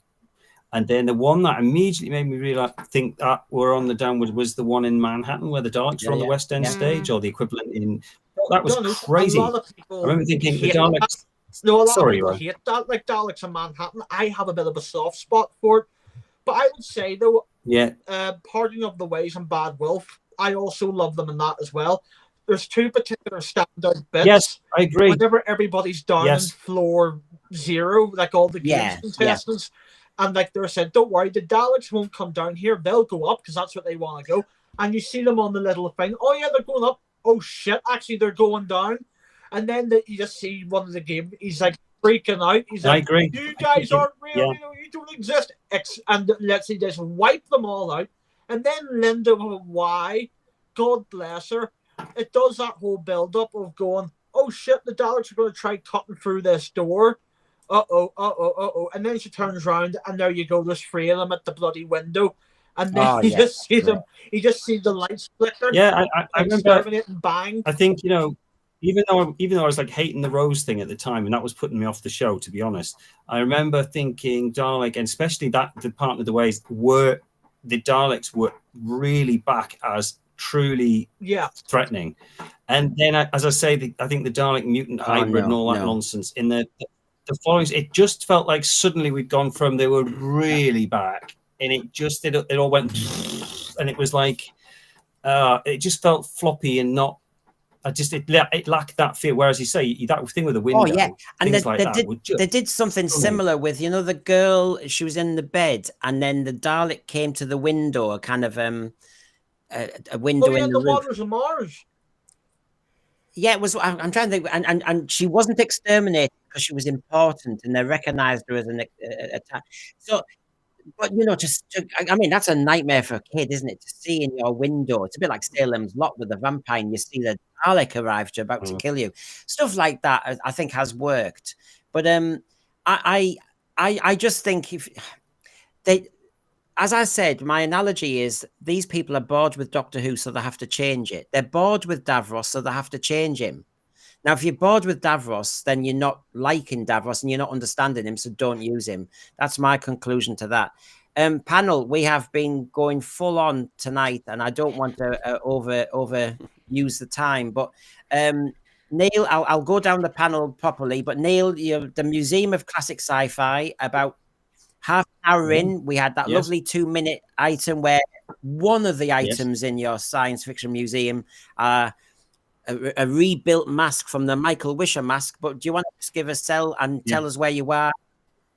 Well, simply, it is probably the largest collection of classic Doctor Who props and costumes, I would say, permanently. I think there's a really exciting sounding exhibition coming to Peterborough over the summer. That's certainly worth checking out. But this is here all year round, and if you're in the north as well, basically the north had has had an absence of science fiction generally, so we're permanently here. And I've got a big exhibition in addition in Hexham over the summer as well. It's a separate one. I was going to ask Brendan if he fancy doing a show there. So we'll be there over the summer, and that's going to be props that aren't in here yet, have not been seen. We've got some really nice classic pieces coming in. So if you want to see some classic, you want to see things like the Garm Mestor, all fully restored, this is the place to come to. Plus a certain Scottish sea monster is joining us very soon too, but I can't talk about that because I'm not allowed. So no. I haven't said its name. I spent 3 months restoring the little blighter. There you go. But I've been to the museum twice in Allendale. There's a lovely. Is the tea room still open? Oh, there's the tea room too. It's coming back to life a bit after lockdown. Like a lot of small villages, those pubs closed and all sorts. It's starting to come back to life. It's a lovely village, and they're very friendly. And of course, if you meet Neil, I mean, we all ended up in the. Hey, what more could you want? Me driving you around the bloody twist. That's a gift. But it's great. It's well worth it because actually, people say, "Oh, it's a basement. It's a this." What's it like? He has crammed so much in. You have to stand in one place and go and look above, middle, below. It's very 5 Doctors. You've got to really look at every. Yeah, I mean, I'm not a wealthy man. It's been graft. And how I've afforded it is I've spent decades restoring stuff, which I could never afford. And then I've been very fortunate that some people, like the guy who plays the Predator, he's donated his Predator mask. I've had Stephen Anderson's donated a chair from Event Horizon. I've had a Stormtrooper donated by a chap who worked on A New Hope. That's in here now. These are pieces I would never afford, but they know I'm not going to sell them. They know that I'm here because I want people to be able to see this. I was a teacher. I have all sorts of groups of children, young people come here, and I just want to make people like I had from the Doctor Who exhibitions growing up. Somewhere you can go, and I don't like private collections are all well and good, but you can't actually go and see them. Mad Mackham here is helping you out a bit further. And for the chat, do yourself a favour and get Neil's book. It belongs in a museum. Oh, it's here. I've got a copy because I might be dead. Hang on, here it is. Sorry, it's a bit of that's my shop copy. I've drawn, basically, I managed to find every, a prop from I hand draw these in biro, basically. These are hand drawn. I wanted to do a book which actually featured hand drawn artwork, not computer or tablet based. So I've drawn these, and basically in the back, it's full of people all over the world have sent me surviving artifacts of things that survived from Patrick Troughton's time. There's objects here from America, Australia, all sorts of things. It's about 2 years research, and I am quite proud of that book. I'm nearly sold out of it actually, which has been lovely. And I published it, but it's been a labour of love. Like everything, it's a labour of love, And I feel very lucky that I'm able to do this. If I just say, Dreadnought said there's a museum in Scotland. It's Northumberland, Allendale. Look it up. You're on Facebook. It's the Museum of Classic Sci-Fi. Sci-Fi. Yeah, and if you come here, I'll come out for a pint. We'll go and talk Doctor Who. If you come about 2:00, I'll let you around for a bit. We'll have a chat, and then we'll go and have a pint at the end of the road. It's a good excuse as any. And I might be hopefully meeting Rachel at a certain launch. But Rachel, what's going on your channel? Well, so we have my new Doctor Who video up today, School Reunion. So feel free to check that out if you would like to. And we're back to the woke crazy news tomorrow. And some things have dropped just recently. I've kind of missed it really, but I'm going to cover it anyway. We're going to look at the potential casting of the new Severus Snape, which has caused a lot of controversy. I see. Yeah. Has it really? It has. Yes, it has. Jeremy, any But news, why? Jeremy? I mean, you Why? might be writing. I know you've got K9, and what projects are you up to that's relevant of Doctor Who? Funny enough, I'm not up to anything at the moment. He's not up to anything. We might manage to get him back on if he's not busy then. Yeah. So, Jeremy, I mean, this is K9. We're going to have to do a K9 special to get that K9 on properly and get it He's on. in the conservatory at the moment. So Oh, bless. Mark 10. And Ryan, what are you up to? Is there anything you can tell us what you're up to? I mean, you've got your business there, haven't you? Well, yeah, at the minute, business is good. Imperial Daleks are flying out the door. I'm currently working on a new Dalek prototype, and then there is some TV sci-fi stuff happening that I can't talk about yet. But it's been very, very fun. I got to dress up. I'm going to have a dress-up cameo in it. I'm like, haha, yes, I'm in a thing. But I just thought, because it's Davros's 50th, and so I can actually show something that Neil doesn't have, here is Davros's little escape pod that we made. Oh, wow. Ryan, that is lovely. Well done. That is beautiful, mate. Fantastic. No, it's very rickety. This was actually just painted very quickly in my kitchen one night, and we done it in a very quick Let's rush. see. It looks lovely. So keep it up, Ryan. Let's have a look. Oh, so yeah, so actually it's like and then it drops out. There's actually a photograph of me standing on top of a chair and just dropping it basically on the floor. Did you design it? Did Did you design it, Ryan? No, this was Chris designed this up very, very quickly. I think in about half an hour, and then I printed it. I added these bits on. These are actually rescaled panels from the Dalek shuttle. I sort of redone those, resized them, print them off again, and then I just done it. And then the Dalek hemispheres are just off a Comet Dalek model kit that Chris had laying around because we just finished it off in his kitchen. But honestly though, Neil, like I've been following your work from day zero. You know what I mean? I remembered all the trials and tribulations. I remember all the shit with the council and everything as well. Yeah, do you realise I did a freedom of information request on that. They spent about £250,000 and 2 years trying to close me for putting the Dalek outside. We've now had 10,000 visitors, just over 10,000, from all over the world as well. But the interesting thing was, at the time they complained, the same council in a different department was trying to encourage tourism to the North Pennines, right? And encouraging people to take on disused, neglected heritage assets and bring them back for tourism, which is precisely what I did. I was the poster boy for that. And then the other hand tried everything. I mean, I'm not kidding. We had the great granddaughter of Winston Churchill drove up from London to sue us. She was going to sue me for putting 40 screws into beams inside here. I'd taken out about 1,200 clout nails and screws. And then English Heritage came along and just told me that the beams aren't original anyway, and the inside of the building's not listed, just the outside is. So then they had to come back and apologize. But all this at the cost, it was, I mean, you could have given up because it was very depressing because I'd sunk my life into it, you know? I can imagine. Like I remember, it was quite a stressful time for you. But Ryan, really, I'm sorry. I'm gonna have to kind of finish the show. Yes, sorry, guys. Yes, sorry. I will have to after I have actually after nearly 3 hours, and everyone knows how much tea I have. I may have to vacate the building. So I'm sorry to look a bit abrupt. I don't like to do that, but there is a very important reason. Oh, right. Okay. He needs. I gotta wave back. Everybody's got them. Yeah. They're getting plungers out. Yes. I'm thinking of waterworks now. Right. So there you go. We've got Davros, we've got the Daleks. We've enjoyed a real good nostalgia fest and a bit of news. And what's Rachel up to now? She's normally dancing. Got a finger Colin up. Baker. Colin, because my TARDIS is.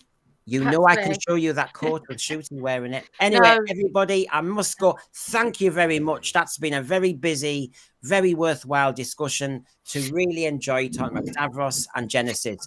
If you haven't subscribed yet, our way, you've got a second. Let's do it. Right, everybody. Bye for now. Bye, guys. Bye. Bye.